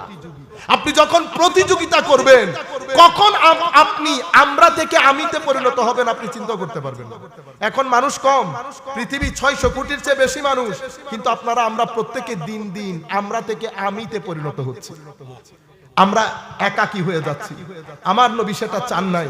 পাঞ্জেগানা নামাজের ব্যবস্থা করেছেন যেন আমরা থাকি, জুমার ব্যবস্থা করেছেন আমরা থাকি, আন্তর্জাতিক পর্যায়ে আমাদেরকে আমরা করার জন্য হজের ব্যবস্থা করে দিয়েছেন আমরা যেন আমরা থাকি। আমাদের বক্তব্য শেষের দিকে, সম্মানিত উপস্থিতি, যেখান থেকে কথাগুলো শুরু করেছিলেন ইয়া আইয়ুহাল্লাযীনা আমানু বলে আমার নবীর আদব শেখানো হয়েছে। ছেলেদের অন্তর থেকে এখন ছেলেরাও বলতেছে মা বাপকেও তো সম্মান করে না, বড়কেও সম্মান করে না, করতে করতে আমার নবী পর্যন্ত এসেছে। কেন? কারণ আমি ইগো, আমি কেন সম্মান করব? আমি কি কম? আমি করতে করতে মা বাবার সাথে বেয়াদবি করছেন বেয়াদব, আমার নবীর সাথে বেয়াদবি করবেন বেঈমান। আপনি যদি পুরা দুনিয়া উল্টায়ও দেন ঈমান আসবে না। মনে রাখবেন, আমল। ধরেন আপনার জিন্দেগিতে আপনি নামাজ পড়েন নাই, পৃথিবীর কোন আলেম বলতে পারবে না যে আপনি জাহান্নামী। কি বলতে পারবে? নামাজ না পড়লে জাহান্নামে যেতে হবে, এটা বলতে পারবে। তো হুজুর উনি তো পড়েন না, উনি জাহান্নামে যাবে না, এটা তো বলতে পারবো না। উনারটা বলতে পারে, এটাকে বলে কুফর বিত্তাঈন। আমাদের যারা জুনিয়র উলামায়ে কেরাম আছেন বুঝতে হবে বেটা। একটা হচ্ছে মান তারাকা সালাতান মুতাআম্মিদান ফাকাত কাফার, যারা ইচ্ছাকৃতভাবে নামাজ ছেড়ে দিয়েছে কুফর। হুজুর উনি ছেড়ে দিয়েছেন, ওনাকে কাফের বলা না, ওনাকে তো কাফের বলা যাবে না। উনি কি সেটা আল্লাহ পাক ভালো জানেন। এটাকে বলে কুফর বিত্তাঈন, তাইন করা যাবে না। আচ্ছা, জিন্দেগিতে আমল করে নাই, আপনি তাকে জাহান্নামী বলতে পারবেন না। কত রতি মহারতিকে আল্লাহ তুলে জান্নাতে তুলে দিয়েছে। কিসের কারণে? এক ব্যক্তি আমার নবী মেরাজের মধ্যে ঘুরতেছে, ও একজন দেখতেছে খালি ঘুরে, ওরে বাপ রে বাপ। আমার নবী জিজ্ঞেস করছে, জিবরিল এ তো একেবারে চৌধুরীর পোলা, কি ঘটনা? হুজুর দুনিয়াতে এর একটা গাছ ছিল মানুষের চলাচলের রাস্তা, সে মানুষের কষ্ট লাঘব করার জন্য গাছটা কেটে ফেলেছে।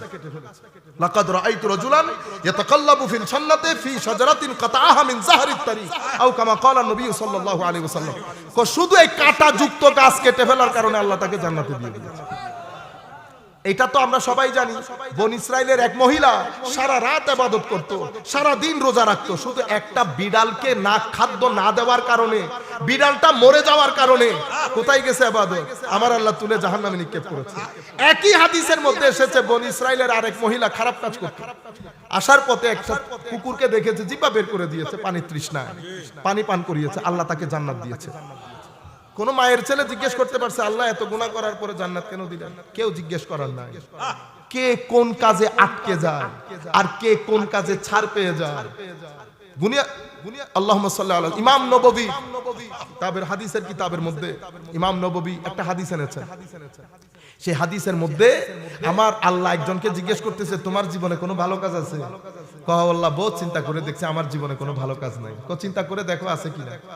তখন সে বলতেছে আল্লাহ আমি মানুষকে টাকা ধার দিতাম, আমার মানুষ যখন পাঠাইতাম টাকা কালেক্ট করার জন্য, তো আমি তাদেরকে বলে দিতাম দেখো কোনো গরিব শরীফ মানুষ যদি টাকা দিতে না পারে তো জোর করিও না।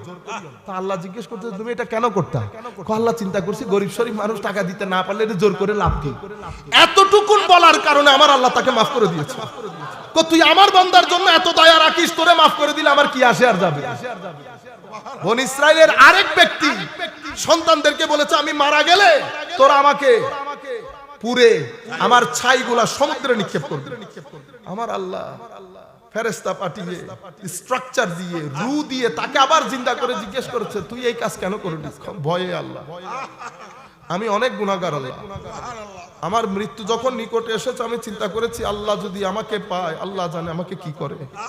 আমার আল্লাহ কান্দে, হায় হায় আল্লাহ তার কাঁদতেছেন। আমি আপনাদেরকে ইমোশনটা বোঝানোর জন্য, আশিকের চোখেও পানি, মাশিকের শিরও বিদীর্ণ হয়ে গেছে। আল্লাহ রাব্বুল আলামিন আল্লাহর রেজামন্দির সাগরের মধ্যে ঢেউ উঠেছে। বান্দা কেমনে আমাকে না দেখে এত ভয় করলো? বান্দা তুই আমার এটা চিনলি? আমি সূরা ফাতিহার মধ্যে আমার পরিচয়ের মধ্যে জাব্বার বলি না, আর রহমান আর রহিম বলেছি, রব পরিচয় দিয়েছি। তুই আমাকে শুধু জাব্বার মনে করলি, যা তোরে মাফ করে দিলাম। কেউ কি কিছু বলার আছে? আমার আল্লাহ তারেও মাফ করে দিল। আমি আপনাদেরকে বলতে চাচ্ছি আমলের বড়াই না, তবে তার মানে কি নামাজ ছেড়ে দেব না? কেন? কারণ রহমত করবেন আল্লাহ আমল থাকলে, আমল না থাকলে আল্লাহ রহমত করবেন না। আর আল্লাহর রহমত বাদে মুক্তিও পাওয়া যাবে না। সম্মানিত উপস্থিতি, কিন্তু আকীদা এমন একটা জায়গা, এখানে যদি আপনি 19-20 করেন, 19-20, তাইলে কি হয়ে গেলেন? ওই আমার আল্লাহ বলছেন তাহবাতা আমালুকুম আনতুম লা তাশউরুন, তোমার আমল নষ্ট হয়ে যাবে, তুমি টেরও পাবে না। কেন টের পায় না? এই জন্য গুস্তাখে রাসূলের তাকদীরে তওবা থাকে না। সাধারণ গুনাহগার যারা, তারা বুঝে তারা যে গুনাহ করতেছে, সেজন্য তারা তওবা করে। গুস্তাখে রাসূলের বোধ শক্তি কেড়ে নেন আল্লাহ। বোধ শক্তি, বোধ মানি আপনার বুঝার ক্ষমতা। যতগুলো ব্যক্তি আলেম তাদের দিলে আল্লাহ রাসূলের বিরুদ্ধে বেয়াদবি আছে, চেহারাগুলা দেখছেন? এই চেহারাগুলা কি? আমি একটা প্রোগ্রামে গেছিলাম, প্রোগ্রামে আমি চিন্তা করতেছি কিরে এরা তো আমারে বলছে অন্য কথা, এখানে স্টেজের মধ্যে হুজুর যারা বসে আছে এ তো সব অসম্ভব নুরি নুরি চেহারা। আমি আর ভিতরে ঢুকতে ইচ্ছে, কারণ এই সুহবতের মধ্যে বসলে ভিতর জ্বলে যায়, এই সুহবতের মধ্যে বসলে ভিতর জ্বলে যায়। হযরত ইয়াহইয়া বিন মুআজ বলেছেন বেটা 3 ধরনের মানুষের সুহবতে কখনো বসবি না। একজন হচ্ছেন জাহেল সুফি, মানে বন্ডপীর। আরেকজন হচ্ছে দুনিয়া লোভী মৌলবী, যেই ব্যক্তি দুনিয়ার জন্য দিন বিক্রি করে দিয়েছে, শানের সালাতে বিয়াদবি করেছে এবং আমার নবীর ইশক মহব্বতের মধ্যে বিয়াদবি করেছে। বড় বড় মানুষকে খুশি করতে গিয়ে, একটা দেশকে খুশি করতে গিয়ে ইয়াবিউ দীনাহু বিআরাদিন মিনাদ দুনিয়া, সামান্য 2 টাকার জন্য দিন বিক্রি করে দিয়েছে। সেই ধরনের মৌলবীর সাথে বসতে নিষেধ করেছে। এখন আমি এক কদম সামনে আসি তো 2 কদম পিছনে যাই। তো আমি জিজ্ঞেস করছি বাইরে কোথায় দাওয়াত করছেন? হুজুর এখানে একটু মিক্স। আল্লাহ দূর বেটা, মিক্স এটা মিক্স নি, এখানে তো সবই এক ধরনের। তো মিক্স কোনটা? তো কোনার মধ্যে হুজুর বসা। আল্লাহ ভাই এটা ঠিক আছে, কোনার মধ্যে শুধু একজন। এটা আজীব বিষয়। আমি মাঝে মধ্যে চিন্তা করি আল্লাহ এই কাজ কেন করলেন? লাখ গুনাহ করেন, চেহারা কখনো কালো হবে না। ইশকে রাসূল শানে রিসালাতে বিন্দু পরিমাণ বিয়াদবি করবেন, চেহারা বিকৃত হয়ে যাবে। গ্যারান্টির সাথে বলছি চেহারা বিকৃত হবে।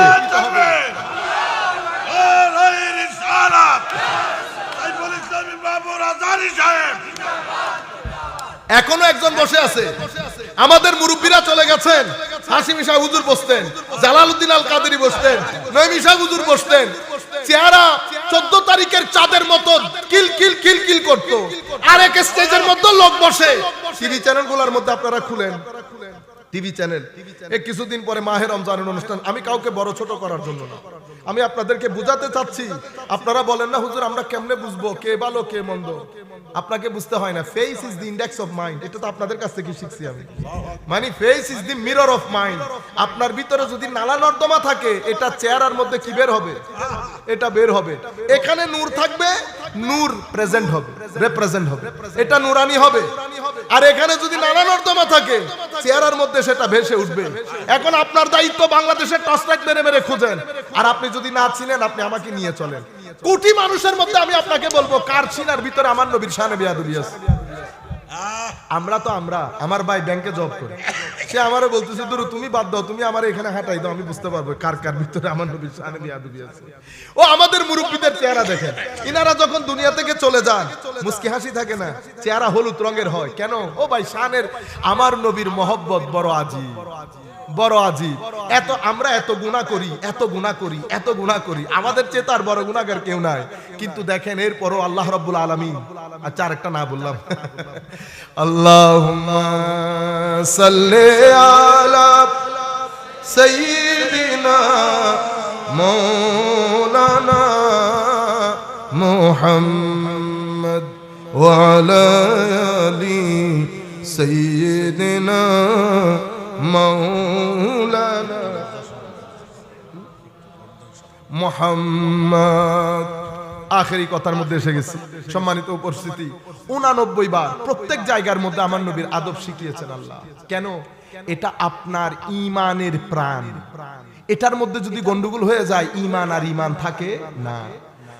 পবিত্র কোরআনের মধ্যে সূরাতুল কাফিরুন একটা সূরা আছে না? এটা কি অনেক বড় সূরা? না, কয়েকটা আয়াত না, ছোট সূরার মধ্যে অন্যতম। সূরা কোরআনের মধ্যে সূরা মুনাফিকুন আছে না?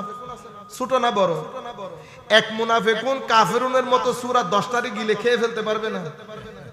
কেন করেছেন? আমার আল্লাহ সূরা কাফিরুনের মধ্যে ওই আপনারা মাছকে রান্না করার সময় ডানে বামে দিয়ে ভালো করে করেন না?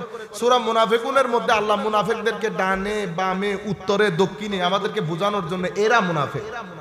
শেষ পর্যন্ত আপনি যদি সামারাইজ করেন মুনাফিক কারা, যার ভিতরে নবীর ব্যাপারে বেয়াদবি আছে সে মুনাফিক। তাহলে ইয়া আইয়ুহাল্লাযীনা আমানু ইস্তাজিবু লিল্লাহ, আপনি নামাজে আমার নবী ডেকেছেন, আপনি নামাজে সাড়া দেবেন। আমার আল্লাহ কি বলেছে জানেন? আমার আল্লাহ বলেছে যদি নামাজে তুমি সাড়া দাও নবীর ডাকে, লিমা ইউহয়িকুম, এটা তোমাদের ঈমানের মধ্যে জিন্দেগি দান করবে। তোমাদের মুর্দা ঈমান জিন্দা হবে যদি নামাজের মধ্যে আমার নবীর ডাকে সাড়া দাও। এটার আদলে একটা হাদিস বলি, আমাদের বক্তব্য শেষ। আমার নবী সাল্লাল্লাহু আলাইহি ওয়াসাল্লাম জুহাইনা গোত্রের একটা বিচার সালিশ করতে গেছেন আর কি। আপনাদের এখানেও বাড়ি আছে না? হযরত আবু বকর সিদ্দিক বলতেছেন একামত দিবা, আচ্ছা দাও। একামত দিল, সবাই নামাজে দাঁড়িয়ে গেছে। খুব মন দিয়ে শুনবেন, আমরা শেষের দিকে। আবু বকর সিদ্দিক নামাজে, সাহাবায়ে কেরাম ওয়াহুম সুফুফুন ফিস সালাত, সবাই নামাজ শুরু হয়ে গেছে। হায় হায়, আমার নবী আসছেন পিছন থেকে। আমার নবী কাতারগুলো ফাঁক করে করে সামনের কাতারে যাচ্ছে। সাহাবায়ে কেরাম যে আমার নবীকে দেখেছেন তালি দেওয়া শুরু করেছে, তালি দেওয়া শুরু করেছে। প্রথম কাতারে তালি, দ্বিতীয় কাতারে তালি। আপনারা চোখ বন্ধ করে ওই মজলিসটা খেয়াল করেন। আমার নবী ঢুকতেছেন, সাহাবায়ে কেরাম সমানে তালি দিচ্ছে, তালির আওয়াজ হচ্ছে। এক পর্যায়ে আবু বকর সিদ্দিক পিছনে ফিরে তাকিয়েছেন। ইমাম পিছনে ফিরে তাকালে সিনা সহ ঘুরে যায় নাই তো, সিনা সহ ঘুরে গিয়ে নবীর দিকে তাকিয়েছেন। নামাজ ভেঙে গেছে? আচ্ছা নামাজ ভাঙে নাই, দেখেন কি অবস্থা। আপনারা বলতেছেন আমার মতো আর তোমার মতো। হযরত আবু বকর সিদ্দিক ফানাজারা, আমার নবীর দিকে তাকালেন। আমার নবী ফাআশারা ইলাই, আমার নবী হাতে ইশারা করলেন, আবু বকর নামাজ কন্টিনিউ করো। আমার নবী ইশারা করার দে আসরের নামাজের মধ্যে ফারাফা ইয়াদাই আবু বকর নিজের দুই হাত আল্লাহর দরবারে তুলে দিলেন। আল্লাহ তোমার শুকরিয়া, কুহাফার ছেলে আবু বকরকে তুমি কেমনে ঈশান দিলা? আবু বকর কেমনে সেই নামাজের ইমামতিতে দাঁড়ালো যেই নামাজের মুসল্লির কাতারে ইমামুল মুরসালিন দাঁড়ালো? সেই নামাজের ইমামতির কাতারে কুহাফার ছেলে আবু বকরকে কেমনে তুমি দাঁড় করাই দিলা? আল্লাহ তোমার শুকরিয়া। নামাজে হাত উঠেছে, শুকরিয়া আদায় হয়েছে, মুনাজাত করেছে। এরপরে পিছনে এসেছে, আমার নবী ইমামতি করেছেন, অর্ধেক থেকে নামাজ পড়েছেন, নামাজ শেষ হয়ে গেছে, নামাজ ভাঙে নাই। নামাজ ভাঙে নাই কেন ভাঙলো না? তো যিনি ভিতরে ঢুকেছেন উনি নামাজের বাইরের কেউ না, উনি নামাজের বাইরের কেউ না। বাইরের কেউ হইলে তো ভেঙে যাইতো। কিরকম ভিতরে? ভিতরের মানে আমার আল্লাহ বলতেছেন নামাজের মধ্যে থাকলেও আমার নবী যদি ডাকে নামাজ বাদ দিয়ে আগে নবীর কাজ করে আসবি। এটা আবু দাউদ শরীফের হাদিস না? আমার নবী সাল্লাল্লাহু আলাইহি ওয়াসাল্লাম সাহাবীকে ডাকলেন, সাহাবী তাড়াতাড়ি, জলিলুল কদর সাহাবী তাড়াতাড়ি নামাজ শেষ করে, আওয়াজ করেন নাই, নামাজ শেষ করে আমার নবীর দরবারে আসলেন। কি ব্যাপার? ডাকছি বেটা কোথায় ছিলা? হুজুর নামাজে ছিলাম। তো নামাজে ছিলা, আমার আল্লাহর কথা শুনো নাই? আল্লাহ কি কোরআনে বলেন নাই ইয়া আইয়ুহাল্লাযীনা আমানু ইসতাজিবু লিল্লাহি ওয়া লির-রাসূল ইযা দাআকুম লিমা ইউহয়িকুম? তোমাদের ঈমানের মধ্যে জিন্দেগি এসে যাবে, তোমাদেরকে ভিতর থেকে আল্লাহ জিন্দা করবেন।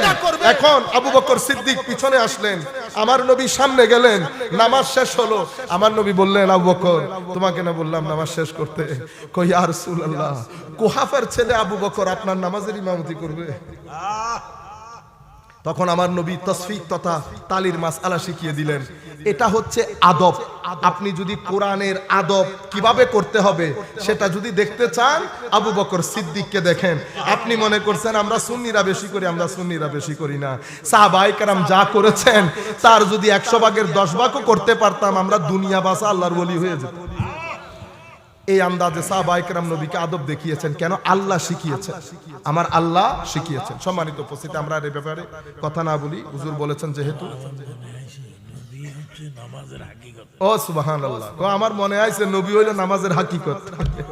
সুবহানাল্লাহ, সুবহানাল্লাহ বলেন। সম্মানিত উপস্থিতি, আমরা কিছুদিন পরে রমজান শুরু করতে যাচ্ছি। কিছুদিন আগে শবে বরাত গেছে। শবে বরাতের মধ্যে আপনারা পুরা শবে বরাতের দিন মসজিদের মধ্যে কি বলেছেন?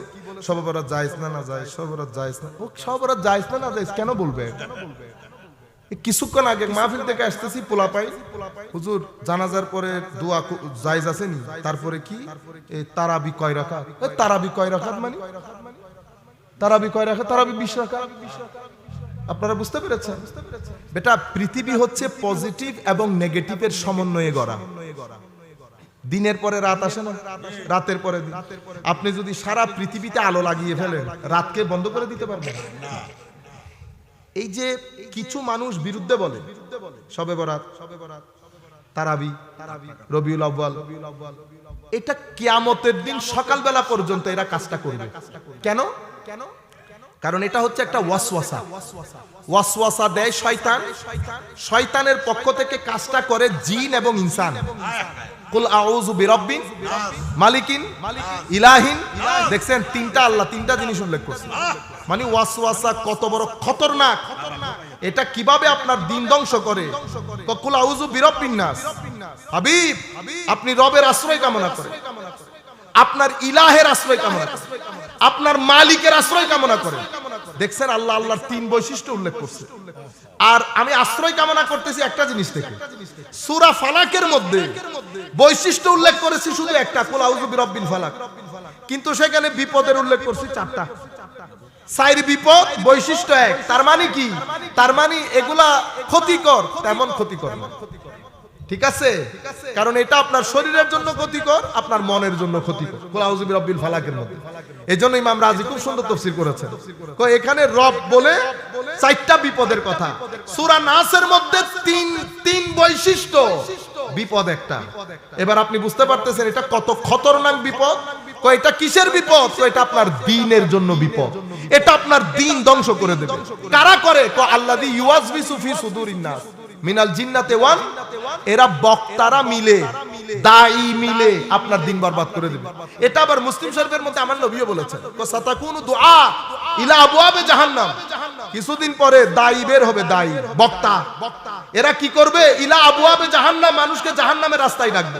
ফামান আজাবাহুম কাযাফুহু ফিহা আও কামা ক্বালা নবী সাল্লাল্লাহু আলাইহি ওয়াসাল্লাম, যারা তাদের ডাকে সাড়া দেবে তারাও ওই জাহান্নামে নিক্ষিপ্ত হবে। তখন হযরত হুযায়ফা বলতেছেন, ইয়া রাসূলুল্লাহ, এরা দেখতে কেমন হবে? কো দেখতে তো আমাদের মতো, ইয়াতাকাল্লামুনা বিআলসিনাতিনা, আমাদের মতো কথা বলে। তো ইয়া রাসূলুল্লাহ আমি কি করব?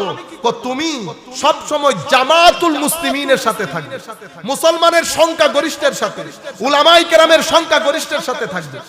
তখন হযরত হুযায়ফা বলতেছেন, যদি না বুঝি কে বড় কে ছোট, কো ফাতাজিল তিলকাল ফারা কুল্লা, সবাই থেকে নিজেকে গুটিয়ে রাখো, ঘরের মধ্যে থেকে ঈমান বাঁচিয়ে রেখে যদি গাছের শিকড়কেও জীবন ধারণ করতে হয় জীবন ধারণ করো, কারো সাথে যাইও না, যেভাবে ছিলা সেভাবে থাকো, যেভাবে ছিলা সেভাবে থাকো। তা আমি আপনাদেরকে মূল পয়েন্ট কি বোঝাতে চাচ্ছি, প্রত্যেক জায়গার মধ্যে শয়তান যতদিন দুনিয়াতে ওয়াসওয়াসা ততদিন থাকবে। রবিউল আউয়াল শরীফ আসছে, ওয়াসওয়াসা থাকবে। আপনি কি করবেন? আপনি ওয়াসওয়াসার পিছনে হাঁটবেন, তাহলে তো ধরা খেয়ে গেছে। এই যে শবে বরাত, ওয়াসওয়াসা আসছে, ওয়াসওয়াসা দিতে দিতে ইনসান আর ইনসানের পর্যায়ে নাই, সেই শয়তানের চেয়ারে বসে গেছে। মানে আর না পেরে যখন শবে বরাতের ফ্লো দেখছে, আর না পেরে সে বলতে বলতে এই কথাটা বলে ফেলছে, এই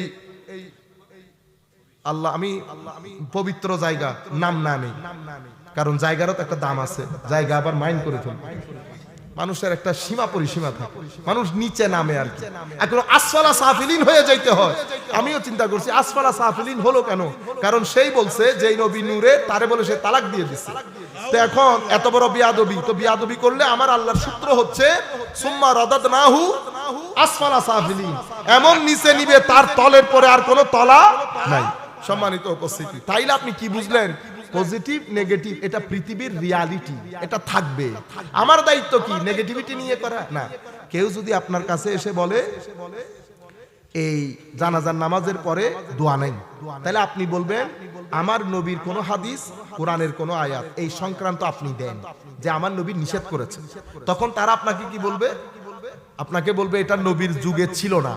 যদি নবীর যুগে ছিল না বলে, তো আপনারা বলবেন তাইলে তো আপনার সাথে এটা নিয়ে কথা হবে না, আপনার সাথে তখন কথা হবে বেদাত নিয়ে।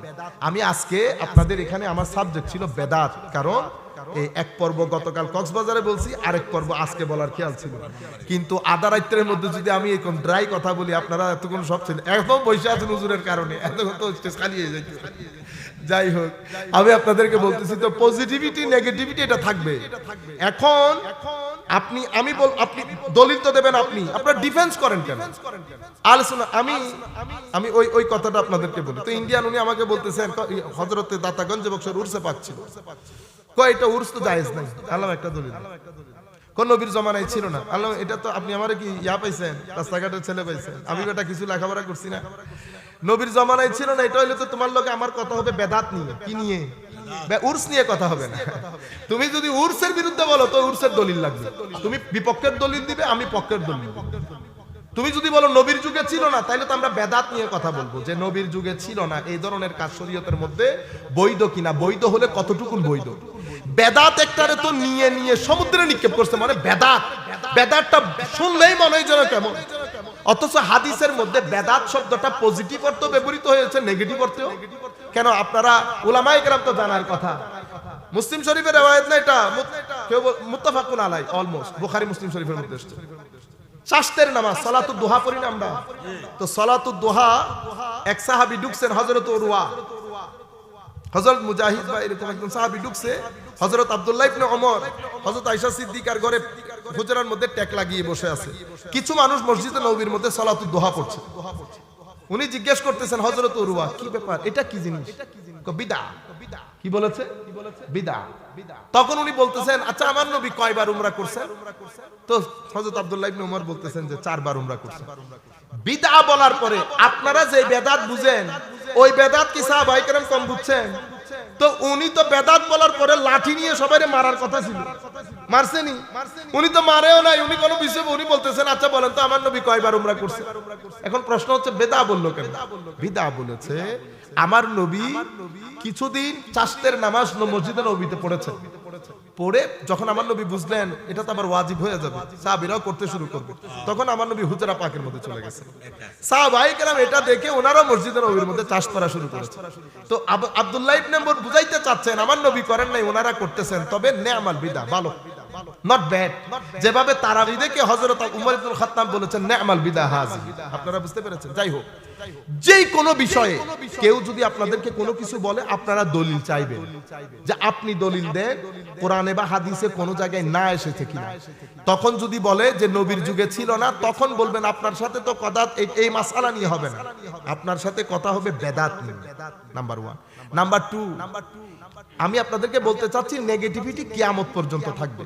আজকে যদি আমি ফারুক আজম ওমর ইবনুল খাত্তাব রাদিয়াল্লাহু তাআলা আনহুকে এখানে এনে দেই, উনি যদি 2 ঘন্টা বক্তব্য দিয়ে বের হন, আপনাদের মধ্য থেকে 2-3 জন বলবে দূর দিন বুঝে নাই, উনি ধর্ম বুঝে নাই।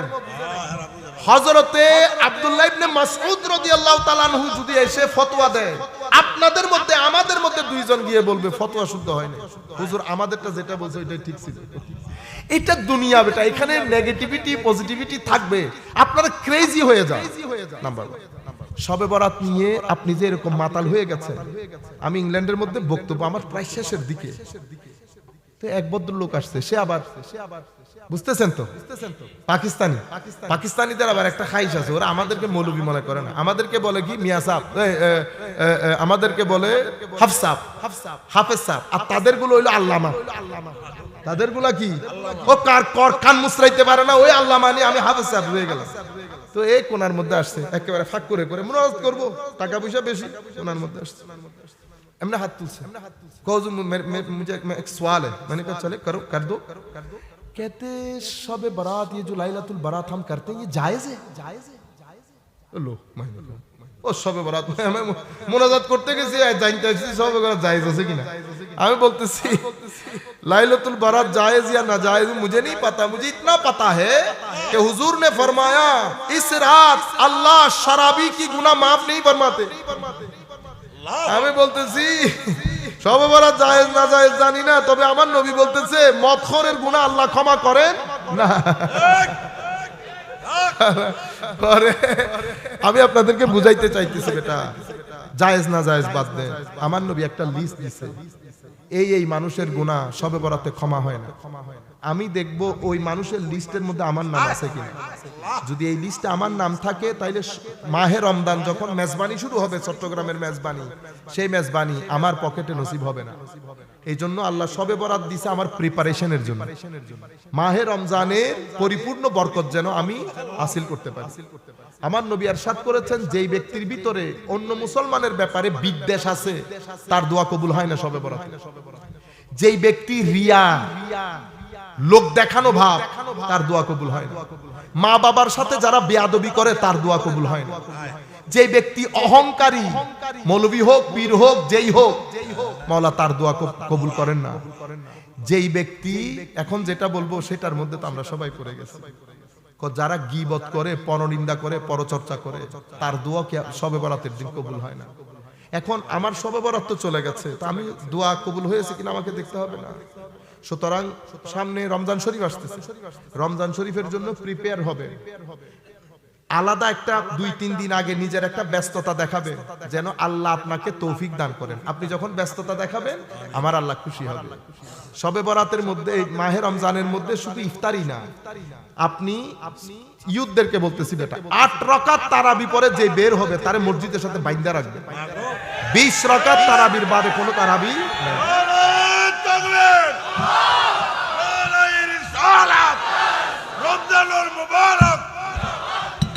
মাদেরকে বলতেছি, মারার তো নিশ্চয় শুনতেছেন, যেই ছেলে আপনার 8 রাকাত পরে ঘরে চলে আসবে, তারে সাহারি খাওয়াবেন না বেটা। আপনাদেরকে এই কাজ করতে হবে ভবিষ্যৎ প্রজন্মের জন্য।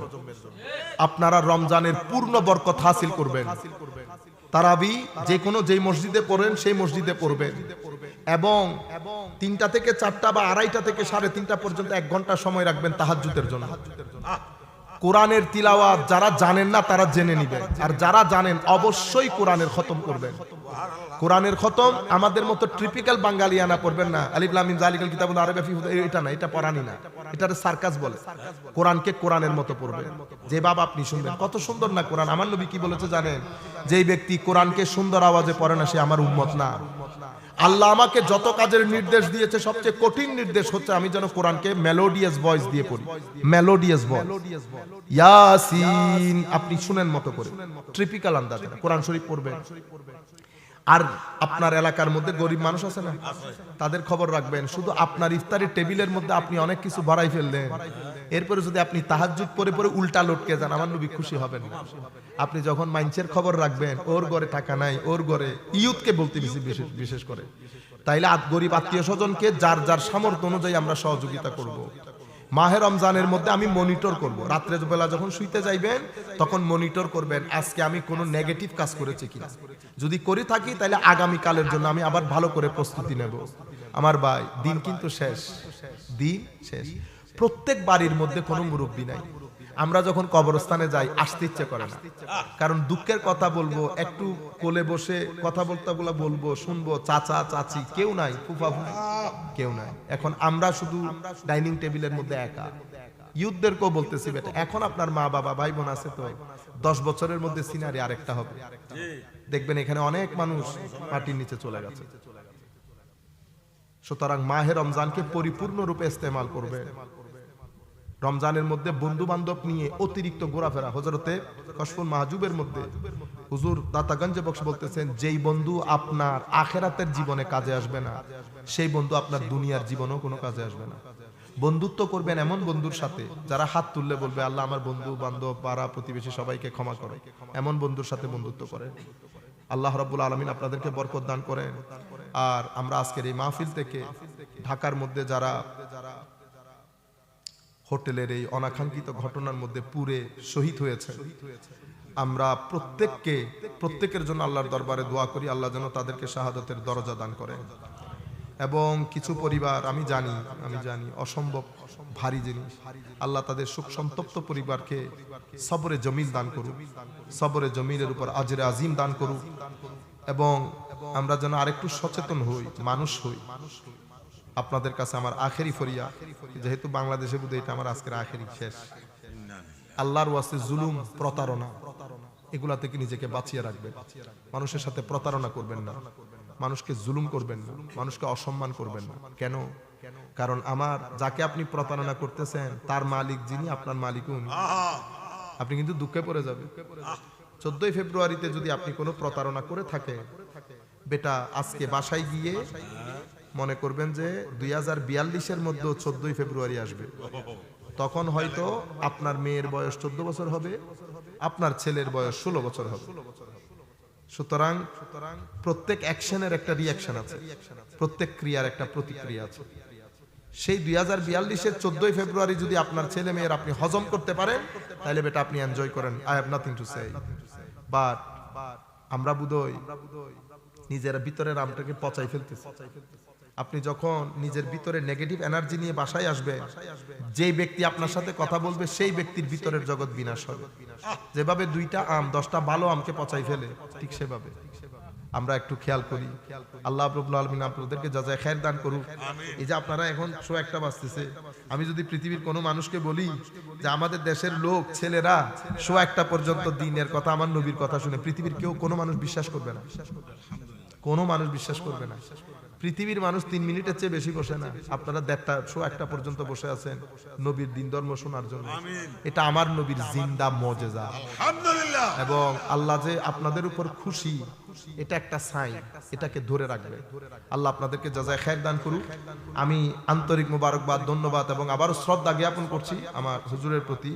হুজুর এই বয়সে এত কষ্ট স্বীকার করে এখানে বসে আছেন, ওনার কারণে আপনারাও বসে আছেন।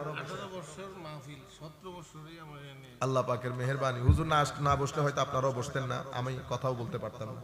তো সেই জন্য হুজুরের জন্য আপনারা দোয়া করবেন, আল্লাহ যেন হুজুরকে সহি সালামতে রাখে। ওয়া মা আলাইনা ইল্লাল বালাগ। আসসালামু আলাইকুম ওয়া রাহমাতুল্লাহ। না ইন্না কি বলেন?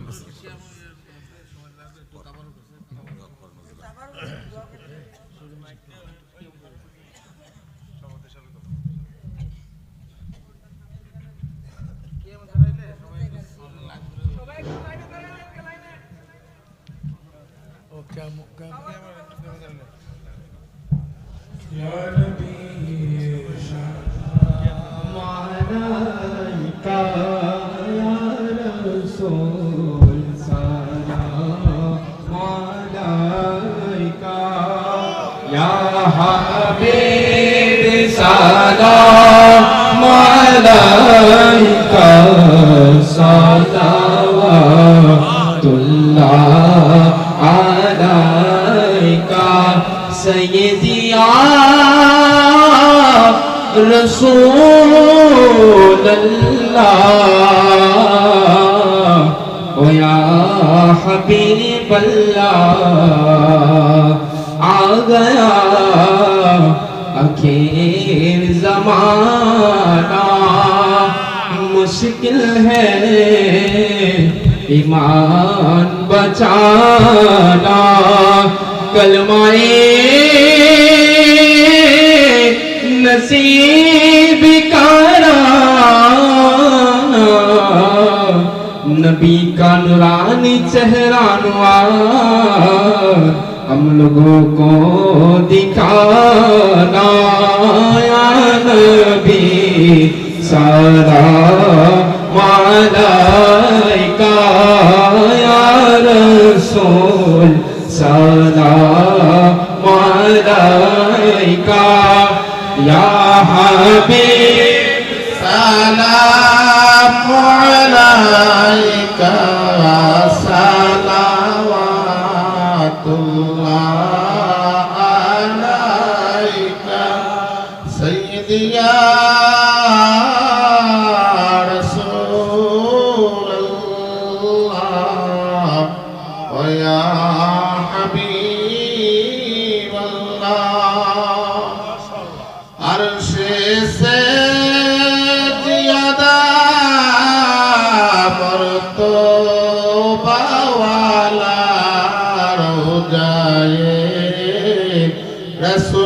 रसूलुल्लाह का उसी रोज़ाए अनवर पे गुलामों के लाखों सलाम या नबी सलाम अलैका या रसूल सलाम अलैका या हबीब सलाम अलैका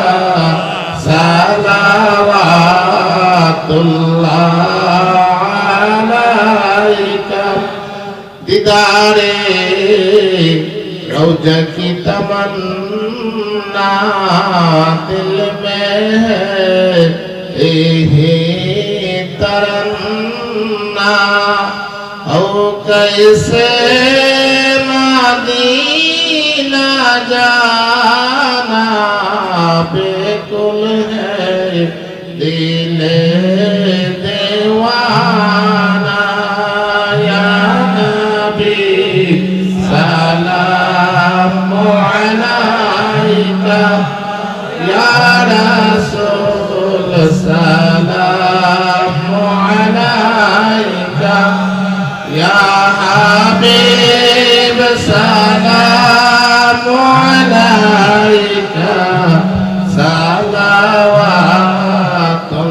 सलावतुल्लाह अलैका बलगल उला बिकमालिही कशफत तुजा बिजमालिही हसनत जमीउ लिसानिही सल्लु अलैहि व आलिहि सल्लिमु या कौमल सल्लु अला सदरल आमीन मुस्तफा मा जाइल्ला रहमतल लिल आलमीन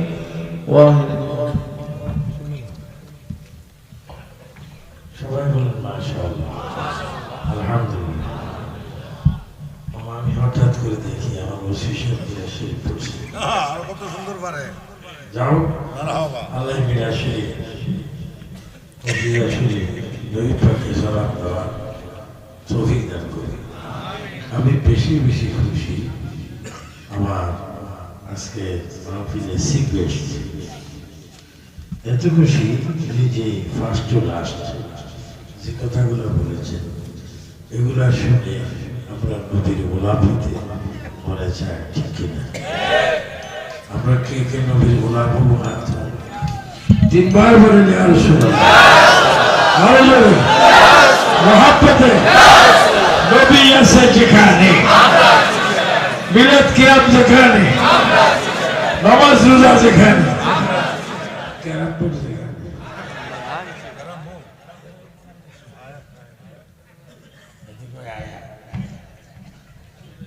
আমরা কেরামপুরে নেই। আপনার কাঁদাতে রয়েছেন, বসেন, আপনি ইনশাআল্লাহ তাবারক পাবেন।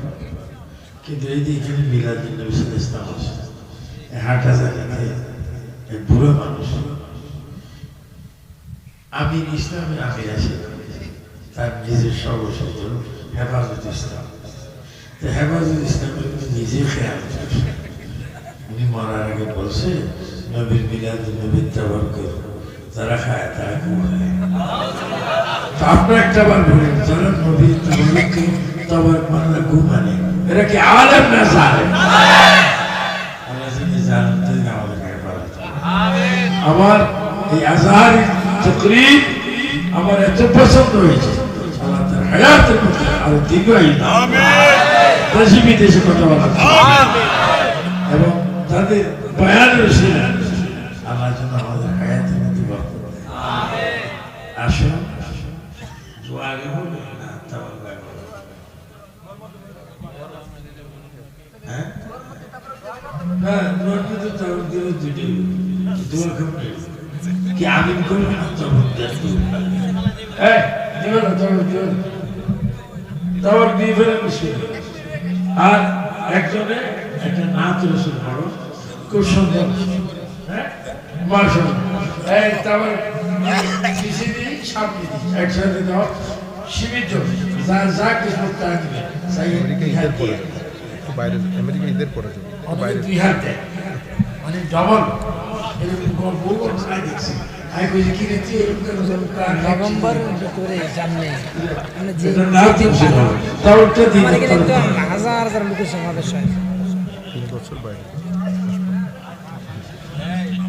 ইয়া রাসূলুল্লাহ মদিনা ওয়ালা কামলে ওয়ালা তোমারি শান মদিনা ওয়ালা ফুটল কি রে মরুভূমি একবারে আসলো নীল আকাশের ভুরে আরো একবার দাওয়াত হাসি মুখে গাহিয়া গাহিয়া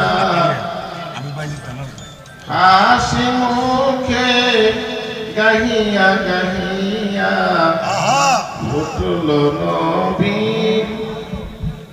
বুঝলা গেলাম তো ইয়া রাসূলুল্লাহ মদিনা ওয়ালা কামলে ওয়ালা তোমারি শান মদিনা ওয়ালা তোমারি নাম। হযরত মূসা গেল কুহে তুরে জুতা খুলতে আদেশ করে তব জুতার ধুলি লেগে আর সোয়ানে জল্লোশন।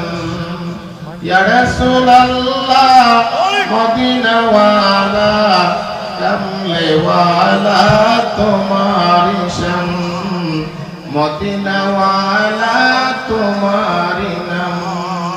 এই তেজকে দাও আবার হুজুর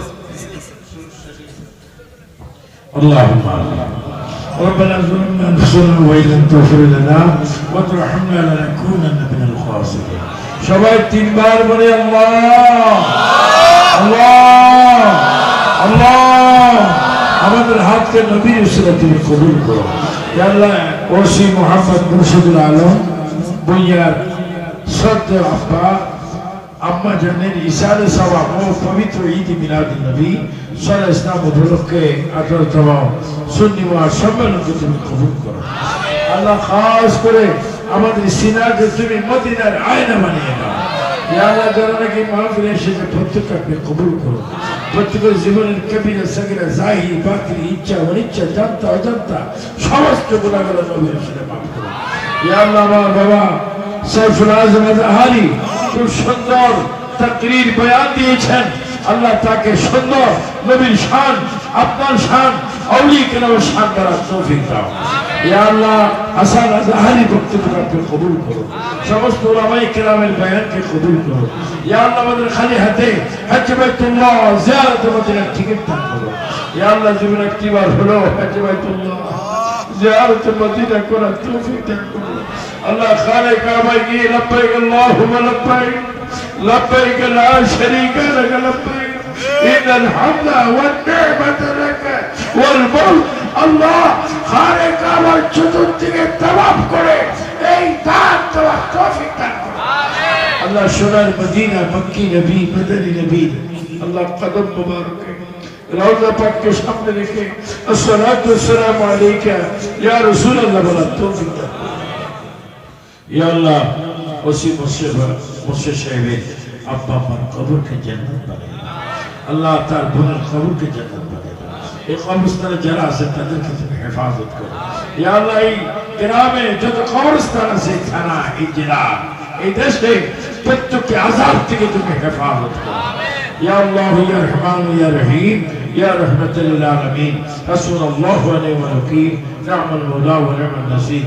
ইয়া আল্লাহ, আমার যারা ওসি মসজিদের ছেলে মেয়ে পরিবার পরিজন যারা আছে তাদের হায়াতের মধ্যে বরকত দাও। ইয়া আল্লাহ, তিনজনের হায়াতের বরকত দান করো। আল্লাহ, যারা মাহফিলে এসেছে আল্লাহ প্রত্যেকের ভবিষ্যৎ এই মাহফিল আসার তৌফিক দান করো।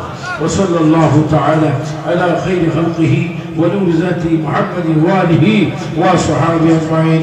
মরণের কালে আমাদের জবানে তুমি পড়াই দিও লা ইলাহা ইল্লাল্লাহু মুহাম্মাদুর রাসূলুল্লাহ। আসসালামু আলাইকুম ওয়া রাহমাতুল্লাহ।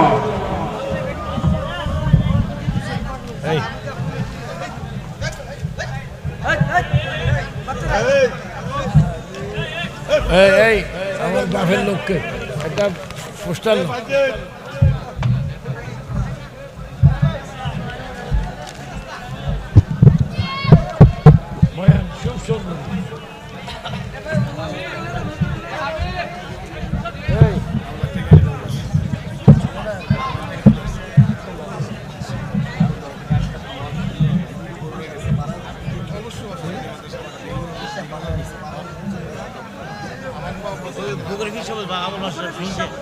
ও